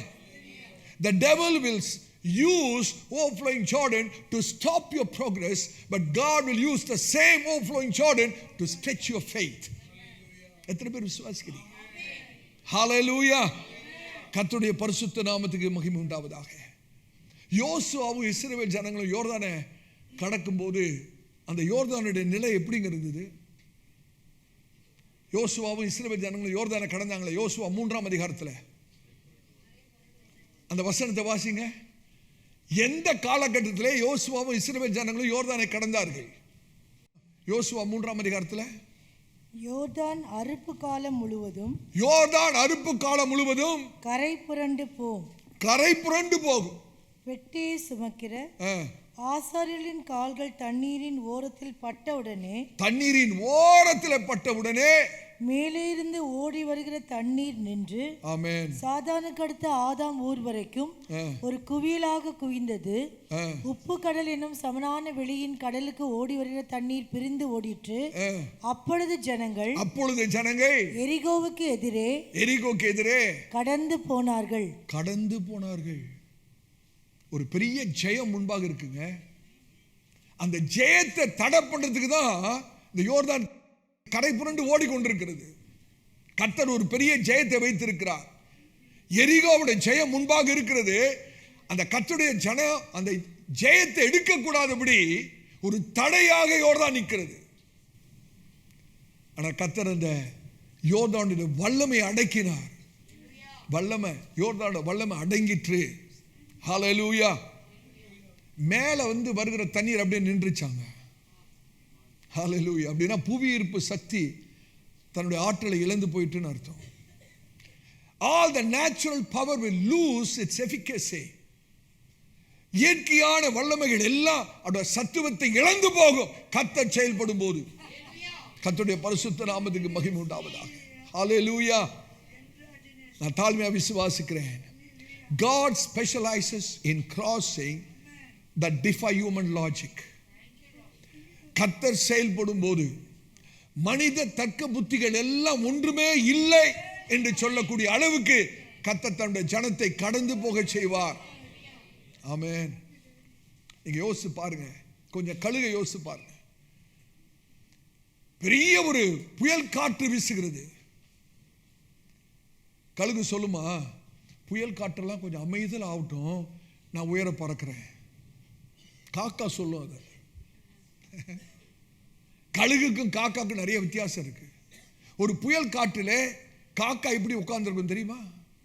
நீங்க பார்த்துருக்கீங்களா? அப்படியே குளிர்கிட்டு ஒரு மரத்து ஒரு கிளையில காக்கா அப்படியே நடுங்கிக்கிட்டு உட்கார்ந்துருக்கும், அப்படிதானே? கழுகு அப்படி இடத்துல. ஹல்லேலூயா. புயல் காற்று அமைதலாக வேண்டும் என்று கழுகு காத்திருக்கிறது இல்லை. அந்த புயல் காற்றை எதிர்த்து ஆமென் உயர பறக்கக்கூடியது. ஹல்லேலூயா. கர்த்தருடைய பரிசுத்த நாமம். கர்த்தருக்கு காத்திருப்போர் புது பலன் அடைந்து, அப்படின்னா என்ன அர்த்தம் தெரியுமா? புயல் வரும்னு அர்த்தம். அந்த வசனத்தை நம்ம சரியா விளங்கிக்கிறது இல்லை. ஓ, காத்திருந்தா உயர போயிடுவோம் போல இருக்கு. காத்திருந்தா என்ன வரும்? ஏன் நம்மளுக்கு வம்பு? கர்த்தருக்கு காத்திருந்தா புயல் வரும். ஆனா புயல் தன் வல்லமை இழந்து விடும். புயலின் மத்தியிலே நாம் உயர பறப்போம். கர்த்தருடைய பரிசுத்த நாமத்துக்கு மகிமை உண்டாகட்டும். ஒரு காரியத்தை நம்ம அறிக்கை செய்யணும். இன்னைக்கு ஒரு காரியத்தை அறிக்கை, கர்த்தருடைய பிள்ளைகளாக, I will not be paralyzed by the peril. I will press forward in faith. நான் பிரச்சனையை பார்த்து முடமாகிறது அல்ல, விசுவாசத்தினாலே முன்னேறுவேன். அறிக்கை செய்யலாமா? நான் பிரச்சனையை பார்த்து முடமாக்கப்படுகிறது அல்ல, விசுவாசத்தினாலே முன்னேறுவேன். ஹல்லேலூயா. கர்த்தருடைய பரிசுத்த நாமத்துக்கு மகிமை உண்டாகட்டும். கர்த்தருடைய பிள்ளைகள் ஒன்றை நம்ம கற்றுக்கொள்ளணும். நம்ம கேட்கிற சத்தியம் நமக்கு வாக்குத்தத்தத்தை தரும். நம்ம செய்கிற அறிக்கை தான் சுதந்திரத்தை பெற்றுக்கொள்ள உதவி செய்யும். கேட்கிற சத்தியம் வாக்குத்தத்தம். The teaching that you listen to will give you promise, but your faith declaration will activate your possession. நீங்க விசுவாச அறிக்கை பண்றீங்க பார்த்தீங்களா? சத்தியத்தை கேட்டுட்டு அதை நம்ம விசுவாசத்தோடு அறிக்கை செய்யும் போது நம்முடைய சுதந்திரத்தை நாம் பெற்றுக்கொள்ள நம்முடைய விசுவாச அறிக்கை உதவி செய்கிறது. கர்த்தருடைய பரிசுத்த நாமத்துக்கு ஸ்தோத்திரம். பரிசுத்த வேதாகமத்திலே யோர்தான் என்று சொல்லும்போது அதை நதியாக பார்க்க கூடாது. ரெண்டு காரியங்களை பிரிக்கிற ஒரு கோடாய் பார்க்க வேண்டும். Don't see river Jordan as a river, but see as a line of demarcation. யோர்தானை நதி என்று பார்க்காதீங்க, ரெண்டு காரியங்களை பிரிக்கிற ஒரு கோடா பாருங்க. அப்படி என்றால் யோர்தான் என்ன தெரியுமா? நீங்க முந்தி இருந்த இடத்திலிருந்து கர்த்தர் உங்களை கொண்டு போகிற இடம், அதை ரெண்டையும் பிரிக்கிறதாங்க யோர்தான். ஆழ்ந்து ஆழமா சிந்திக்கணும். Jordan represents a line between where you were and where God is taking you. யோர்தான் என்று சொல்லும்போது நீங்கள் எங்கே இருந்தீர்கள், கர்த்தர் உங்களை எங்கே கொண்டு போகிறார், இந்த ரெண்டுத்துக்கும் நடுவே வரையப்படுகிற ஒரு கோடு தான் யோர்தான். ஆமென். இஸ்ரவேல் ஜனங்களுக்கு யோர்தானை கடந்த போது வனாந்தரத்துக்கும் வாக்குத்தத்தம் பண்ணப்பட்ட தேசம் கானானுக்கும் இடையே இருந்ததா யோர்தான். இந்த பக்கத்தில் வனாந்தரம், அந்த பக்கத்தில் வாக்குத்தத்தம் பண்ணப்பட்ட கானான் தேசம் சுதந்திரம். ஒரு பக்கத்தில் வனாந்தரம், அந்த பக்கத்தில் சுதந்திரம். அந்த சுதந்திரத்துக்கும் வனாந்தரத்துக்கும் இடையே ஒரு கோடாக தான் யோர்தான் நிற்கிறது. ஆமென். நான் கர்த்தருடைய ஊழியக்காரன் நான் சொல்றேன், உங்களுடைய வாக்கு தத்தத்துக்கும் சுதந்திரத்துக்கு நடுவே என்ன இருக்கிறது? யோர்தான் இருக்கிறது. அது வெறும் ஒரு கோடா தான் இருக்கிறது. அந்த கோட்டை கடக்க கர்த்தர் நம்மிடத்தில் எதிர்பார்க்கிறார். அந்த கோட்டை கடந்தாதான் சுதந்திரம். ஹல்லேலூயா. கர்த்தருடைய பரிசுத்த. அதனால தான் நான் சொன்னேன், யோர்தானை சொல்லும்போது மாற்றத்தை குறிக்கிறது. ஒரு அனுபவத்திலிருந்து இன்னொரு அனுபவம், ஒரு இடத்திலிருந்து இன்னொரு இடம், கடந்த காலத்திலிருந்து எதிர்காலம். யோர்தானை கடக்காமல் முழுமையான ஜெயத்தை ஒரு நாளும் பெற முடியாது. தைரியமாய் கடந்து செல்லாமல், முன்னேறி செல்லாமல் கர்த்தர் வைத்திருக்கிற ஜெயத்தை அனுபவிக்க முடியாது. ஆமென். இன்னைக்கு அநேக விசுவாசிகளுக்கு ஜெயம்னா ரொம்ப பிரியம், ஆனால் அந்த மாற்றம் விரும்புறதில்லை. இன்னைக்கு கர்த்தர் சொல்றாரு, மகனே மகளே, நீங்கள் இதை கடந்து போக மனதில்லாவிட்டால் நான் உங்களுக்காய் வைத்திருக்கிற ஜெயத்தை நான் உங்களுக்கு தர முடியாது. God never conquers territory for people who refuse to cross boundaries. எல்லைகளை கடந்து போக நாம் தீர்மானிப்போமானால் கர்த்தர் எல்லைகளிலே கர்த்தர் ஜெயத்தை தர அவர் ஆயத்தமாக இருக்கிறார். அப்ப யோர்தானை கடப்பது என்றால் என்ன? யோர்தானை கடப்பது என்றால் நம்முடைய பழைய வாழ்க்கை, போன வருஷம் இருந்த அந்த பயத்தெல்லாம் விட்டுறணும், அந்த அவிசுவாசத்தெல்லாம் விட்டுறணும், போன வருஷம் இருந்த பாவ பழக்க வழக்கங்களெல்லாம் விட்டுறணும். ஆமென். கடந்த ஆண்டில் இருந்த வரம்புகள், releasing all our volt limitations. ஆமென். வசதிகளுக்கும் அப்பாற்பட்டு தேவன் மேல் ஒரு நம்பிக்கையை வைக்கிறதாய் மாற வேண்டும். ஹல்லேலூயா. நாம் எதையாவது ஒன்றை கடக்கணும்னா முதலாவது தீர்மானம் பண்ணணுங்க. Where there is no decisive step, there is no crossing. யோசிச்சு பாருங்க, நீங்க ஒரு காரியத்தை கடந்து போகணும்னா ஒரு தீர்மானம் பண்ணாதானே கடப்பீங்க. சிம்பிளா சொல்றேன் பாருங்க, நீங்க ஒரு ரோடை கடக்கணும், அந்த ரோடை கடக்கிறதுக்கு முன்னே உங்களோட மனசுல ஒரு தீர்மானம் பண்றீங்களா, நான் அங்க போகணும், அங்க போகணுன்ற மனசுல தீர்மானம் வரும்போது தான் நம்ம கடந்து போகிறதே வருகிறது. இன்னைக்கு கர்த்தருடைய பிள்ளைகள் மனதில் ஒரு தீர்மானம், ஆண்டவரே என்னுடைய வாழ்க்கையில் என்ன தடைகள் வந்தாலும் நான் விசுவாசத்தோடு கடந்து போக தீர்மானிக்கிறேன். கர்த்தர் சொல்றார், மகனே உங்களுக்கு, மகளே உங்களுக்கு அந்த பக்கத்திலே நான் ஜெயத்தை வைத்திருக்கிறேன், நான் ஜெயத்தை வைத்திருக்கிறேன். ஹல்லேலூயா. பழைய பயம், பழைய அவிசுவாசம், பழைய பாவம், பழைய காரியங்கள் எல்லாவற்றையும் விட்டுருங்க. ஆமென். கர்த்தர் புதிதாய் நம்மை நடத்த விரும்புகிறார். கர்த்தருடைய பரிசுத்த நாமத்துக்கு ஸ்தோத்திரம். இந்த 2026 ஆண்டு ஜெயமாய் முடிய வேண்டுமானால் தேவ சமூகத்தில் ஆவிக்குரிய தீர்மானங்களை நாம் எடுக்க வேண்டும். இன்னைக்கு அநேக விசுவாசிகளுக்கு வாக்கு தத்தம்னா ரொம்ப இஷ்டம், ஆனால் செயல்முறை பிடிக்காது. They want promise without process. வாக்கு தத்தம் எல்லாத்துக்கும் விருப்பம், ஆனால் ஆண்டவர் சொல்றாரு, அந்த செயல்முறைக்குள்ள போலனா வாக்கு தத்தத்தை சுதந்திரிக்க முடியாதே. ஹல்லேலூயா. அப்போ வாக்கு தத்தத்துக்கும் சுதந்திரத்துக்கு நடுவே ஒரு செயல்முறை இருக்கிறது, ஒரு கடந்து போகிற அனுபவம் இருக்கிறது. there is a crossing. ஹல்லேலூயா. யோர்தானை கடந்து போகிறதுனா என்ன அர்த்தம் தெரியுமா? நம்முடைய உணர்வுகள் அல்ல, விசுவாசத்தை சார்ந்திருப்பது. மற்றவருடைய ஆலோசனை அல்ல, கர்த்தருக்கு கீழ்ப்படிதல். ஹல்லேலூயா. மற்றவர்கள் தருகிற உறுதியான வாக்குகள் அல்ல, ஆண்டவரை நம்பி விசுவாசித்து நான் முன்னேற தீர்மானிக்கிறேன். பாருங்க, கர்த்தருடைய பரிசுத்த நாமம். இஸ்ரவேல் ஜனங்களை யோசித்து பாருங்க, யோர்தானுக்கு இந்த பக்கத்தில் முறுமுறுக்கிறார்கள், மோசேக்கு விரோதமா முறுமுறுக்கிறார்கள். ஆனா இதே இஸ்ரவேலர்கள் யோர்தானை கடந்து போன பிறகு கர்த்தர் ஒரு பெரிய ஜெயத்தை கொடுத்தாரா இல்லையா? எரிகோ மேல ஜெயத்தை கொடுத்தாரா இல்லையா? ஒரு சுதந்திரத்தை கர்த்தர் வைத்தாரா இல்லையா? ஹல்லேலூயா, கர்த்தருடைய பரிசுத்த நாமத்துக்கு ஸ்தோத்திரம். அப்ப ஒரு காரியத்தை நாம் கடந்து போக வேண்டும் என்றால் சில காரியத்தை விட்டுட்டு தாங்க போகணும். ஒரு காரியத்தை பின்னால விடாம ஒரு காரியத்தை கடந்து போக முடியாது. You cannot cross something without leaving something behind. அப்ப பழைய காரியங்களை விட்டாதான் கர்த்தர் வைத்திருக்கிற புதிய காரியத்துக்குள்ளே நாம் கடந்து போக முடியும். ஹல்லேலூயா. கர்த்தருடைய ஊழியக்காரன் நான் சொல்றேன், கடந்த காலத்துல நம்முடைய சிந்தையில் இருந்த அவிசுவாசம், வேண்டாத காரியங்கள் எல்லாத்தையும் விட்டுட்டு, ஆண்டவரே நீர் வைத்திருக்கிற சுதந்திரத்துக்குள்ளாக நான் கடந்து போக என்னை ஒப்பு கொடுக்கிறேன். கர்த்தருடைய பரிசுத்த நாமத்துக்கு ஸ்தோத்திரம். தயங்கி தயங்கி முன்னேறது அல்ல, விசுவாசத்தோடு முன்னேறது.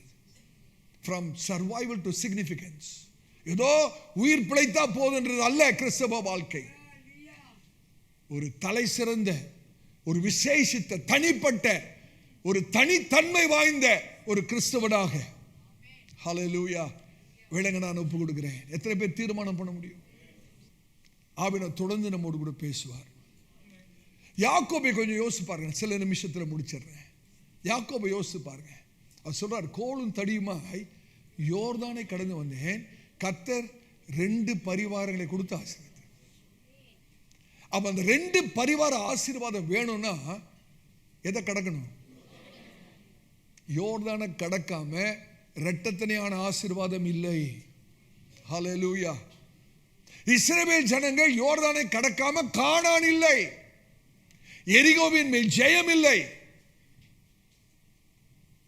ஆயத்தமா கடக்க? விசுவாசத்தோடு முன்னேற ஆயத்தமா? சிந்தித்து பார்க்கணும். ஒரு கர்த்தருடைய பிள்ளை எத்தனை விசை யோர்தானை கடக்க வேண்டும் என்பது கர்த்தரால் தீர்மானிக்கப்படுகிற ஒரு காரியம். ஒரு கர்த்தருடைய பிள்ளை நம்ம நினைச்சிடக்கூடாது, நான் கர்த்தருடைய பிள்ளை ஒரே ஒரு தடவை வாழ்க்கையில ஒரே ஒரு தடவை யோர்தானை கடந்துட்டா போதும். இல்ல இல்ல, எத்தனை விசை நாம் யோர்தானை கடக்க வேண்டும் என்பது தேவன் நிர்ணயிக்கிற ஒரு காரியமாக இருக்கிறது. ஆமென்.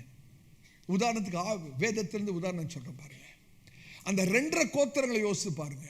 2 கோத்திரம் சொல்லுவது யாரு? ரூபன், காத், மனாசேயோட பாதி கோத்திரம், அப்படிதானே? 2 கோத்திரம், ரூபன், காத், மனாசேயோட பாதி கோத்திரம்.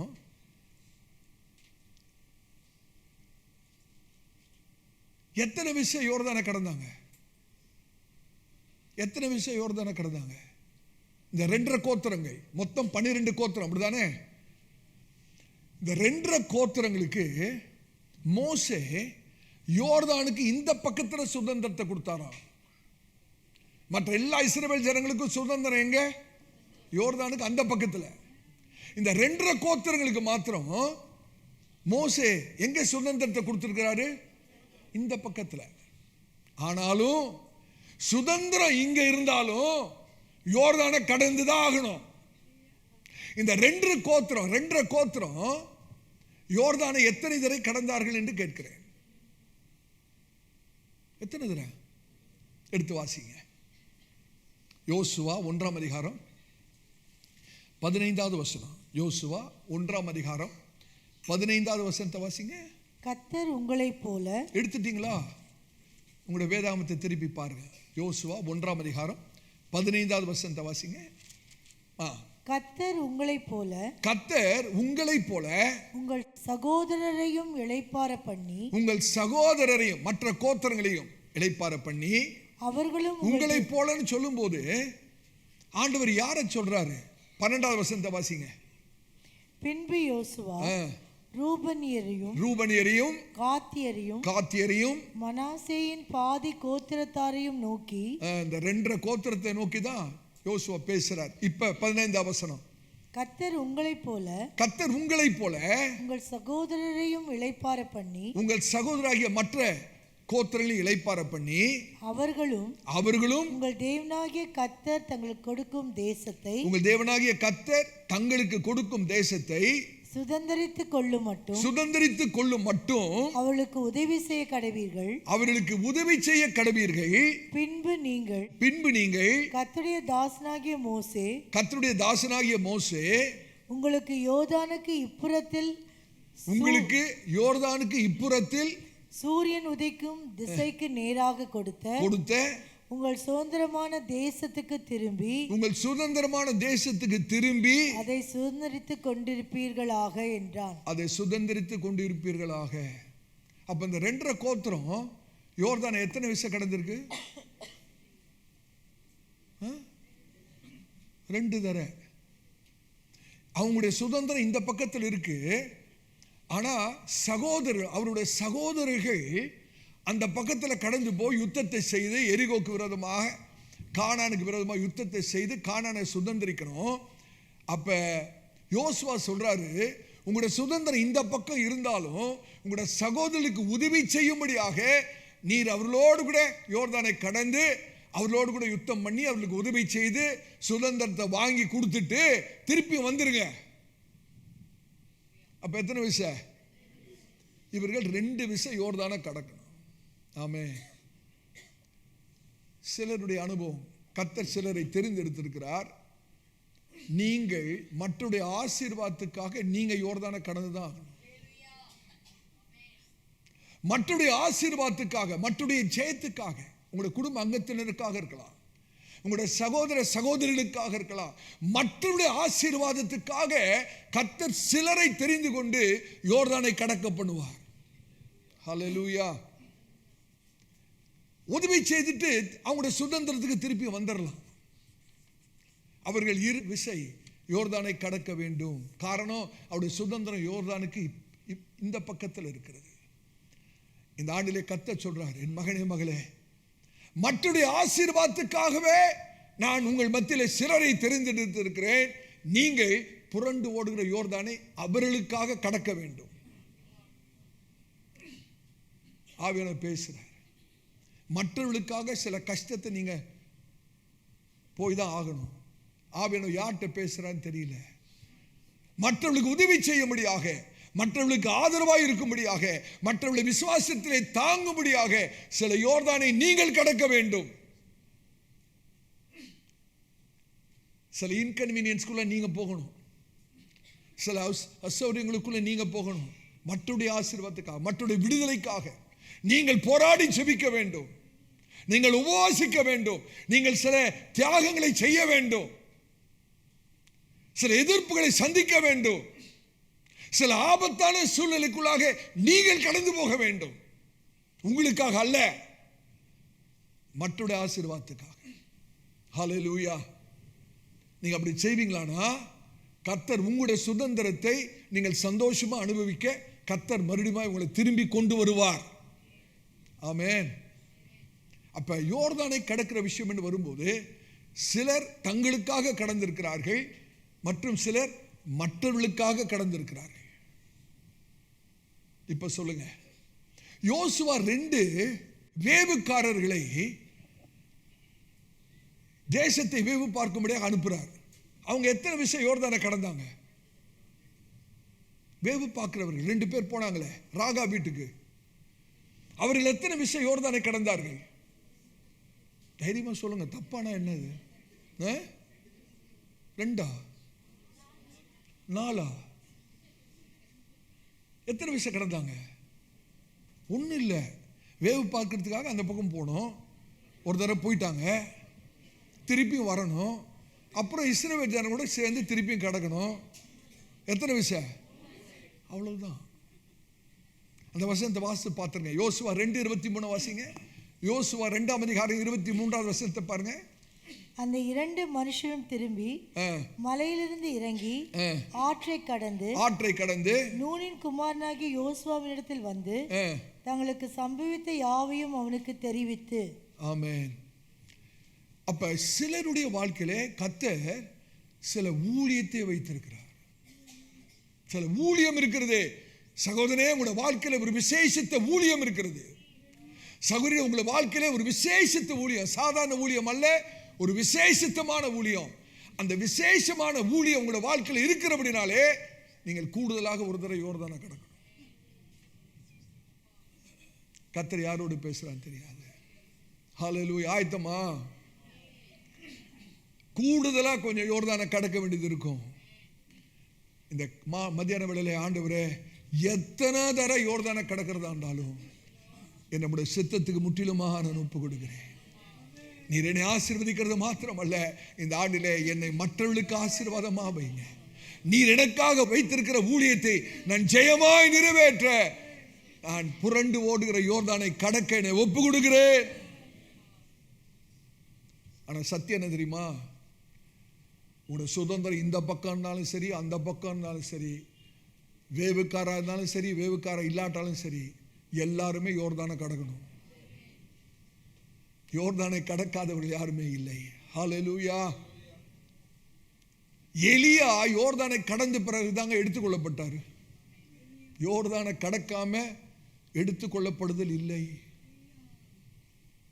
எலியா உயிரோடு எடுத்துக்கொள்ளப்பட்டார், அப்படிதானே? அப்ப ஆண்டவராக இயேசுவோட வரிகள் எடுத்துக்கொள்ளப்படணும்னா ஜெயமா யோர்தானை கடக்கணும். எலியாவோட சால்வு எப்ப விழுந்தது? எலிசா யோர்தானை ஜெயமாய் கடந்த போதுதான் எலியாவோட இரட்டிப்பான வல்லமை கிடைத்தது. அப்ப யோர்தான் என்று சொல்லும் போது பிரிக்கிற ஒரு காரியம், கடந்த காலத்தை எதிர்காலத்திலிருந்து பிரிக்கிற ஒரு காரியம், வனாந்தரத்தை சுதந்திரத்திலிருந்து பிரிக்கிற ஒரு காரியம், தாமதத்தை லெக்கிலிருந்து பிரிக்கிற ஒரு காரியம். It separates past from future, wilderness from inheritance, delay from destiny. ஆமென். தீர்க்க தரிசனமா நான் சொல்றேன் பாருங்க. கடக்க மனதில்லாவிட்டால் தேவனிடத்திலிருந்து உயர்வு வராது. ஆண்டவரே, நீர் வைத்திருக்கிற சூழ்நிலைகளை நான் தைரியமாய் கடக்க நான் ஒப்பு கொடுக்கிறேன். ஹல்லேலூயா. சில விசுவாசிகள் இந்த 2026 ஆண்டுக்குள்ளே உணர்ச்சி வசப்பட்டு வந்தவர்கள். ஆனால் சிலர் ஆவிக்குரிய ரீதியில வந்தவர்கள். 2 குரூப் இருக்குங்க சபையில. ஒரு குரூப் எப்படி தெரியுமா? 2026க்குள்ள உணர்ச்சி வசப்பட்டு வந்தவர்கள் உண்டு. ஆனால் சிலர் உணர்ச்சி வசப்பட்டல்ல, ஆவிக்குரிய அடிப்படையில், ஆவிக்குரிய ரீதியில இந்த ஆண்டுக்குள்ளே பிரவேசித்தவர்கள். உணர்ச்சி வசப்பட்டு வந்தவர்கள் அவரோட வாழ்க்கை எப்படி இருக்கும்னா, அந்த பழைய பயம் அப்படியே இருக்கும், பழைய பழக்க வழக்கங்கள்லாம் அப்படியே இருக்கும், பழைய விரோதம், குரோதம், கசப்பு, மன்னிக்க முடியாத தன்மை, பெருமை, இச்சை எல்லாம் அப்படியே இருக்கும். ஆனால் அந்த ஆவிக்குரிய ரீதியில உள்ள வந்தாங்க பார்த்தீங்களா, அவங்களோட வாழ்க்கை மாற்றப்பட்டவர்களாய் வந்து. இப்போ நீங்க தான் தீர்மானிக்கணும், இந்த 2026க்குள்ள நீங்கள் உணர்ச்சி வசப்பட்டு வந்தீங்களா, ஆவிக்குரிய ரீதியா வந்தீங்களா? ஒருவேளை உணர்ச்சி வசப்பட்டு உள்ள வந்தீங்கன்னா அட்லீஸ்ட் இன்னைக்கு ஆகிலும் திருப்பி இன்னைக்கு ஒரு நைட் சர்வீஸ் வச்சாலும் வச்சிடலாம். உணர்ச்சி வசப்பட்டு அல்ல, ஆவிக்குரிய ரீதியில். அப்படின்னா பழசெல்லாம் விட்டுறணும். பழைய விரோதம், கசப்பு, வைராக்கியம், கோபம், மன்னிக்க முடியாத காரியம் எல்லாத்தையும் விட்டுட்டு ஆண்டவரே மாற்றப்பட்டவனாக அந்த ஆண்டுக்குள்ளே பிரவேசிக்கிறேன்னு சொல்லுவீர்கள் என்றால் கர்த்தர் உங்களை ஆசீர்வதிக்கிற விதம், உங்களை நடத்துகிற விதம் வித்தியாசமா இருக்கும். கர்த்தருடைய பரிசுத்த நாமத்தை 2025 அவிசுவாசத்தை வச்சுக்கிட்டு 2026 கர்த்தருடைய ஆசீர்வாதத்தை எதிர்பார்க்க முடியாது. 2025 ஆண்டுடைய அவிசுவாசம், பயம், பழைய பழக்க வழக்கங்களை வைத்துக் கொண்டு 2026 ஆண்டின் ஆசீர்வாதத்தை அனுபவிக்க முடியாது. ஹல்லேலூயா. 2026 ஆண்டுக்குள்ளே பிரவேசிக்கும் போது decision must come before direction. திசைக்கு முன்பாக தீர்மானம் இருக்கணும். அநேக சமயத்தில் நம்ம என்ன திரும்ப கேட்கிறோம், ஆண்டவரே எனக்கு வழியை காட்டுங்க, நான் என்ன செய்யணும், எனக்கு வழியை காட்டுங்க, பாதையை காட்டுங்க. ஆண்டவர் அமைதியாக இருப்பார், ஒண்ணுமே பேச மாட்டார், பாதையும் காட்ட மாட்டார். இதுக்கு காரணம் என்ன தெரியுமா? உள்ளத்தின் ஆழத்தில் நான் ஆண்டவரே உம்மை நான் பின்பற்றுவேன், எந்த சூழ்நிலையிலும் நான் உம்மை பின்பற்றுவேன் தீர்மானம் எடுக்காம பாதையை காட்டுங்க ஆண்டவரே, பாதையை காட்டுங்க, பாதையை காட்டுங்கன்னா எத்தனை பேருக்கு விளங்குது? Decision comes before direction.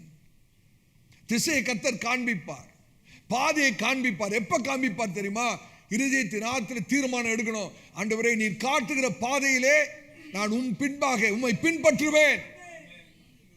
என்ன நிலைமையா இருந்தாலும் நான் பின்பற்றுவேன். தீர்மானம் எடுத்துட்டு ஆண்டவர்கிட்ட பாதையை கேளுங்க, ஆண்டவர் பாதையை காட்டுவார். அந்த தீர்மானம் எடுக்காம என்னதான் உபவாசம் போட்டு எனக்கு வழியை காட்டுங்க ஆண்டவரே, சித்தத்தை விளங்க பண்ணுங்கன்னா ஆண்டவர் மௌனமா இருப்பார். ஹல்லேலூயா. கர்த்தர் நம்மோடு கூட பேசுகிறார். கர்த்தருடைய பரிசுத்த நாமத்துக்கு ஸ்தோத்திரம். ஆகவே இந்த 2020 ஆண்டு ஏதோ ஒரு கேலண்டர் சேஞ்ச் அல்ல. இட்ஸ் அ கவனன்ட் கால். உடன்படிக்கையின் அழைப்பு என்று சொல்லுகிறேன். கர்த்தர் இந்த ஆண்டை தைரியமாய் விசுவாசத்தோடு நாம் முன்னேறுவோமானால் கர்த்தர் நம்மை ஜெயமாய் நடத்த வல்லமையுள்ளவராக இருக்கிறார். ஹல்லேலூயா. கர்த்தர் இன்னைக்கு உங்களை பார்த்து சொல்றார், முடிக்க போறேன்.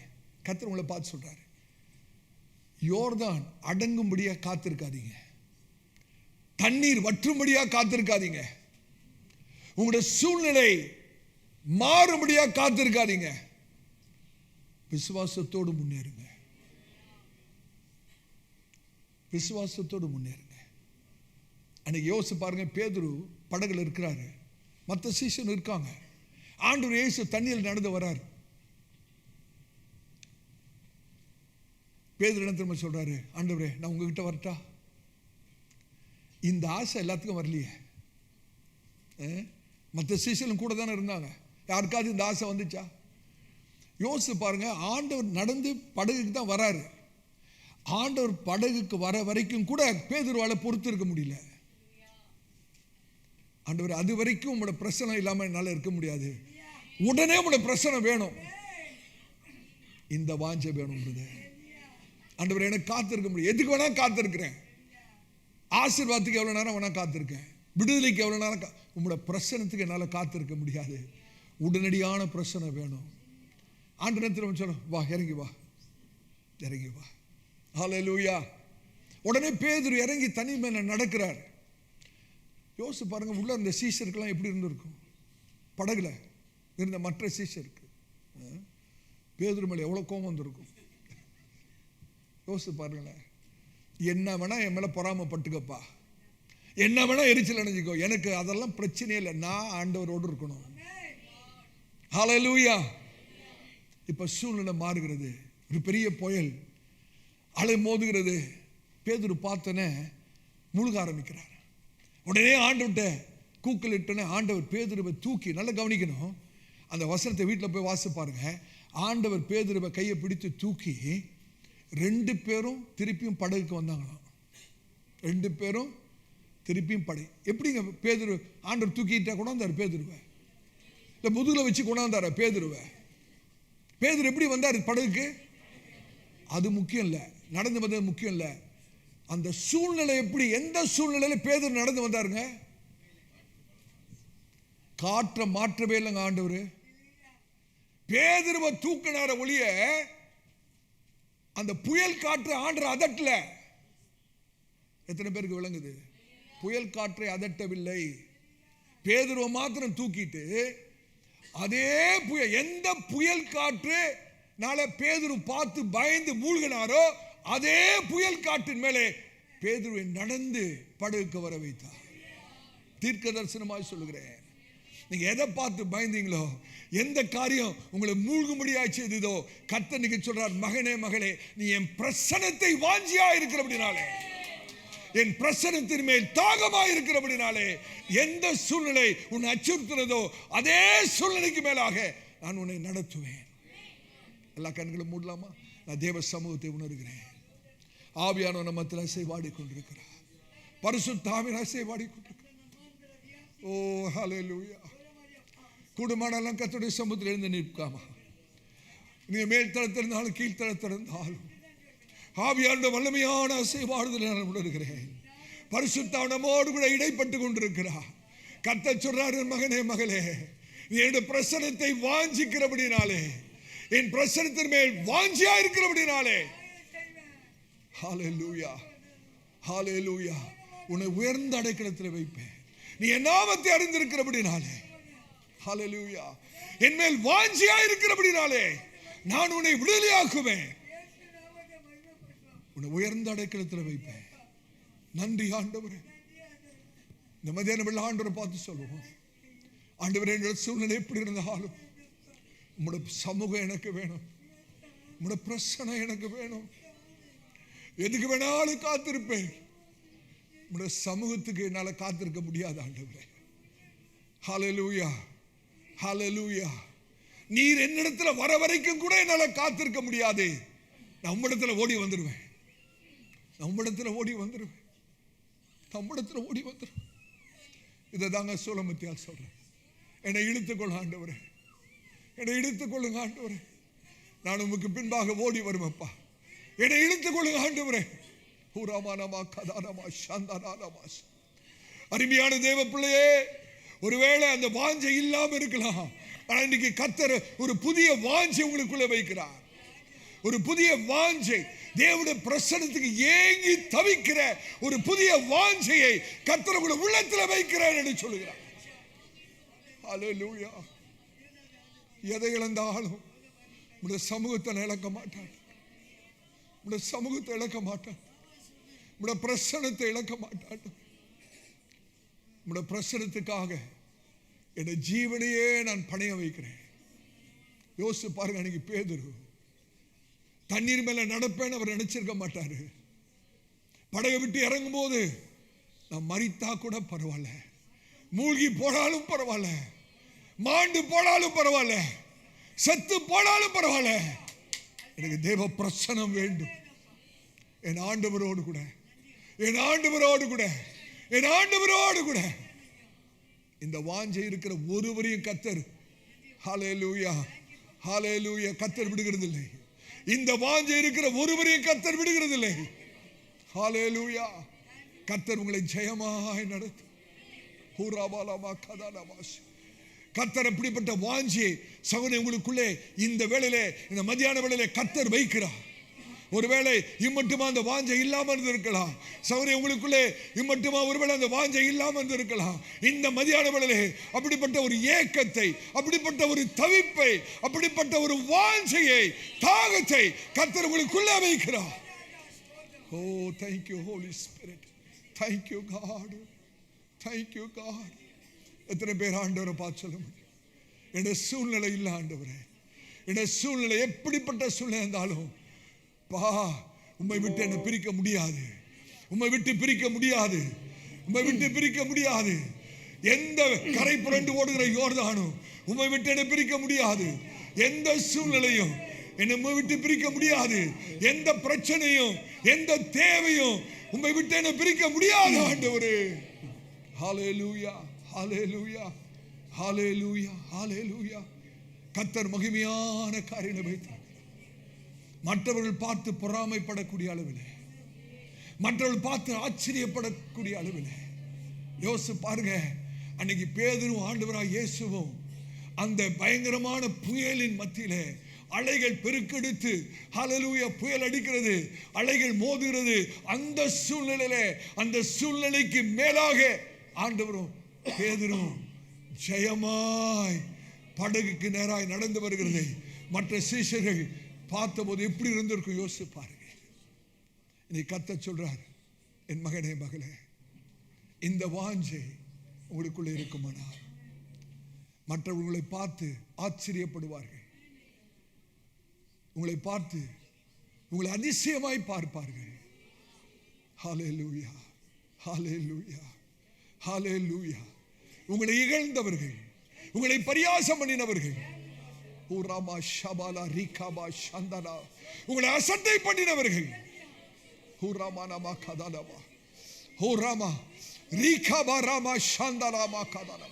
ஆண்டவராய் இயேசுவோடு கூட உங்களை பார்க்கும் போது அவருடைய எண்ணங்கள் மாறும், அவருடைய பேச்சு மாறும், அவர்கள் உங்களை குறித்து யோசிக்கிற யோசனைகள் மாறும்.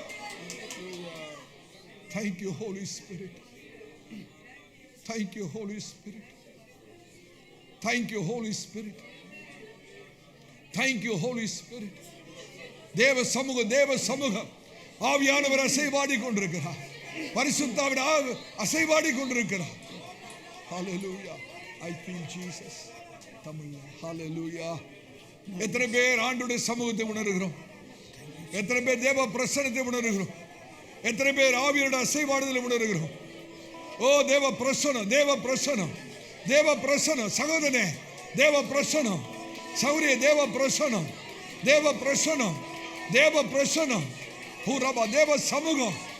ஹல்லேலூயா. தேவ சமூகத்திலே உங்கள் ஆத்துமா கொழுந்து விட்டு எரியோ, உங்கள் ஆத்துமா கொழுந்து விட்டு எரியோ.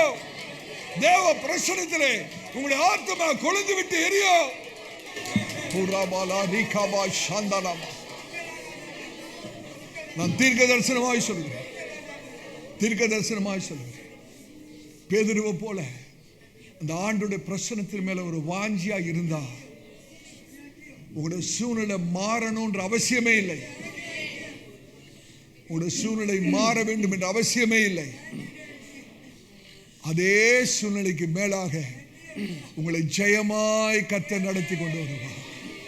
ஹல்லேலூயா, ஹல்லேலூயா. நீ கர்த்தர் சொல்கிறான், மகனே மகளே, நீ என்னை குறித்து வாஞ்சி உள்ளவனாய் இருப்பாயானா, என்னை குறித்து வாஞ்சி உள்ளவனாய் இருப்பாயானா உடைய சூழ்நிலை மாற வேண்டும் என்ற அவசியம் இல்லை. அதே சூழ்நிலைக்கு மேலாக நான் உங்களை ஜெயமாய் நடத்தி கொண்டு வருவேன். மற்றவர்கள் பார்த்து ஆச்சரியப்படுவார்கள், மற்றவர்கள் பார்த்து அதிசயம் கொள்வார்கள், பிரமித்து போவார்கள். ஹூராபாலமா கதாலமா ரீமானாதி அங்கதானமா சந்தலமா கதாராதியா. Oh, we thank you, Lord. Thank you, Lord. Thank you, Lord. தேவ சமூகத்தை உணருங்கள் சகோதரனே, சௌரிய தேவ பிரசன்னத்தை உணருங்கள். ஹல்லேலூயா, ஹல்லேலூயா. நான் இயேசுவை உணர்கிறேன், நான் இயேசுவை உணர்கிறேன், நான் இயேசுவை உணர்கிறேன். இந்த ஸ்தலத்தில், இந்த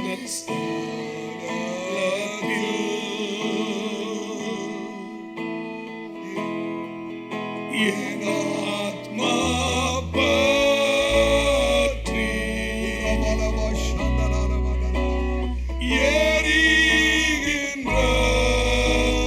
எரிகின்றதே. ஹல்லேலூயா. நான் இயேசுவை உணர்கிறேன், இந்த ஸ்தலத்தில் நான் இயேசுவை உணர்கிறேன், நான் இயேசுவை உணர்கிறேன், ஊரபலபா சந்தராலமகர. நான் இயேசுவை உணர்கிறேன். Thank you, Lord.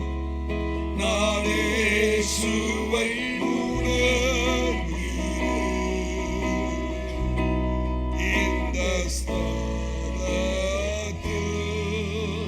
என் ஆத்துமா, என் ஆத்மா பற்றி Lord,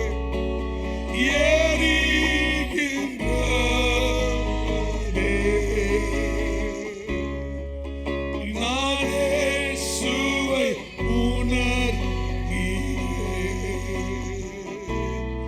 இந்த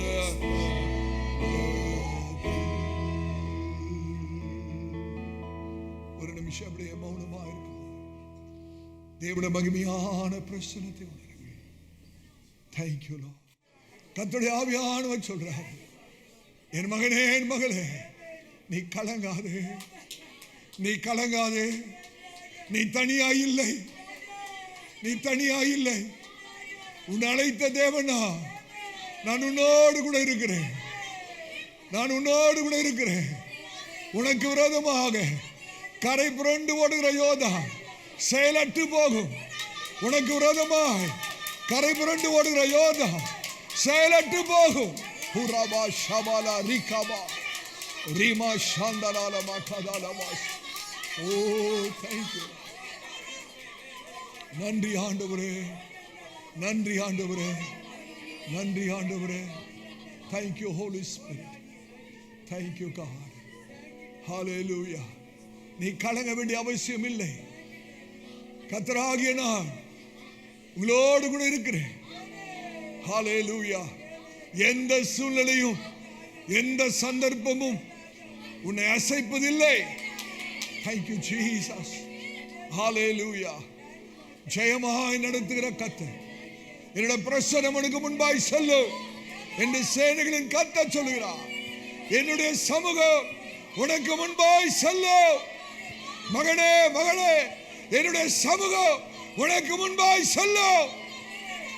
Thank you Holy Spirit. நன்றி ஆண்டவரே, மை சோத்திரிக்கிறோம். நம்ம எல்லாரும் வாய்களை திறந்த ஆண்டுக்கு நன்றி சொல்லுவோமா? தேவ பிரசன்னத்துக்காக நன்றி சொல்லுவோமா? Thank you Lord. நன்றி ஆண்டவரே, மை சோத்திரிக்கிறோம். எங்களை அதிகமாக நேசிக்கிற அன்பின் பிதாவே, ஆசீர்வதிக்கப்பட்ட இந்த மத்தியான வேளைக்காய் சோத்திரம்.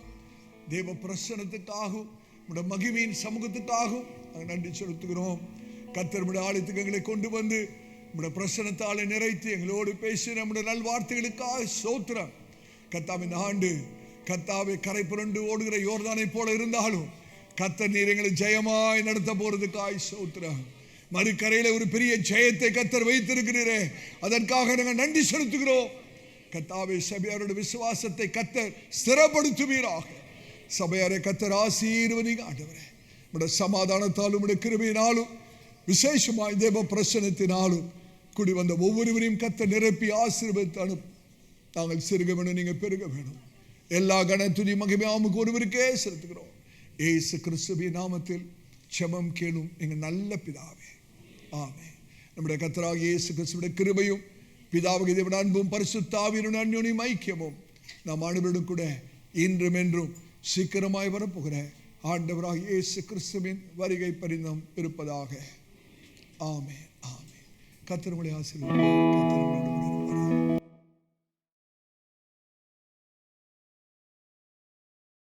இன்று பிரசங்கிக்கப்பட்ட கர்த்தருடைய வார்த்தையினால் நீங்கள் ஆசீர்வதிக்கப்பட்டு இருப்பீர்கள் என்று நம்புகிறோம். நமது திருச்சபையின் ஞாயிறு ஆராதனை நேரங்கள்: ஆங்கில ஆராதனை காலை 7 மணிக்கு நடைபெறும். தமிழ் ஆராதனை காலை 10:30 மணிக்கு நடைபெறும். இருமொழி வேத பாடம் மாலை 6 மணிக்கு நடைபெறும். நம் திருச்சபையின் விலாசம்: அப்போஸ்தல கிறிஸ்தவ சபை, பெரம்பூர் ஊழியங்கள், 74 வல்லாடு தெரு, அகரம், சென்னை 6,82,000. தனிப்பட்ட ஜெபத்திற்கு தொடர்பு கொள்ள வேண்டிய அலைபேசி எண்கள் 9566262203 மற்றும் ஒரு எண் 9551648083. மேலும் ஒரு எண் 9941447894. நமது திருச்சபையின் தொலைபேசி எண் 04431508155. மேலும் மற்ற பிரசங்கங்களுக்கு நமது யூடியூப் சேனலான ACA பெரம்பூர் மினிஸ்ட்ரீஸை அணுகவும். நமது திருச்சபையின் வலைதள முகம் www.acaperambourministries.org. தேவன் உங்களை ஆசீர்வதிப்பாராக. ஆமென்.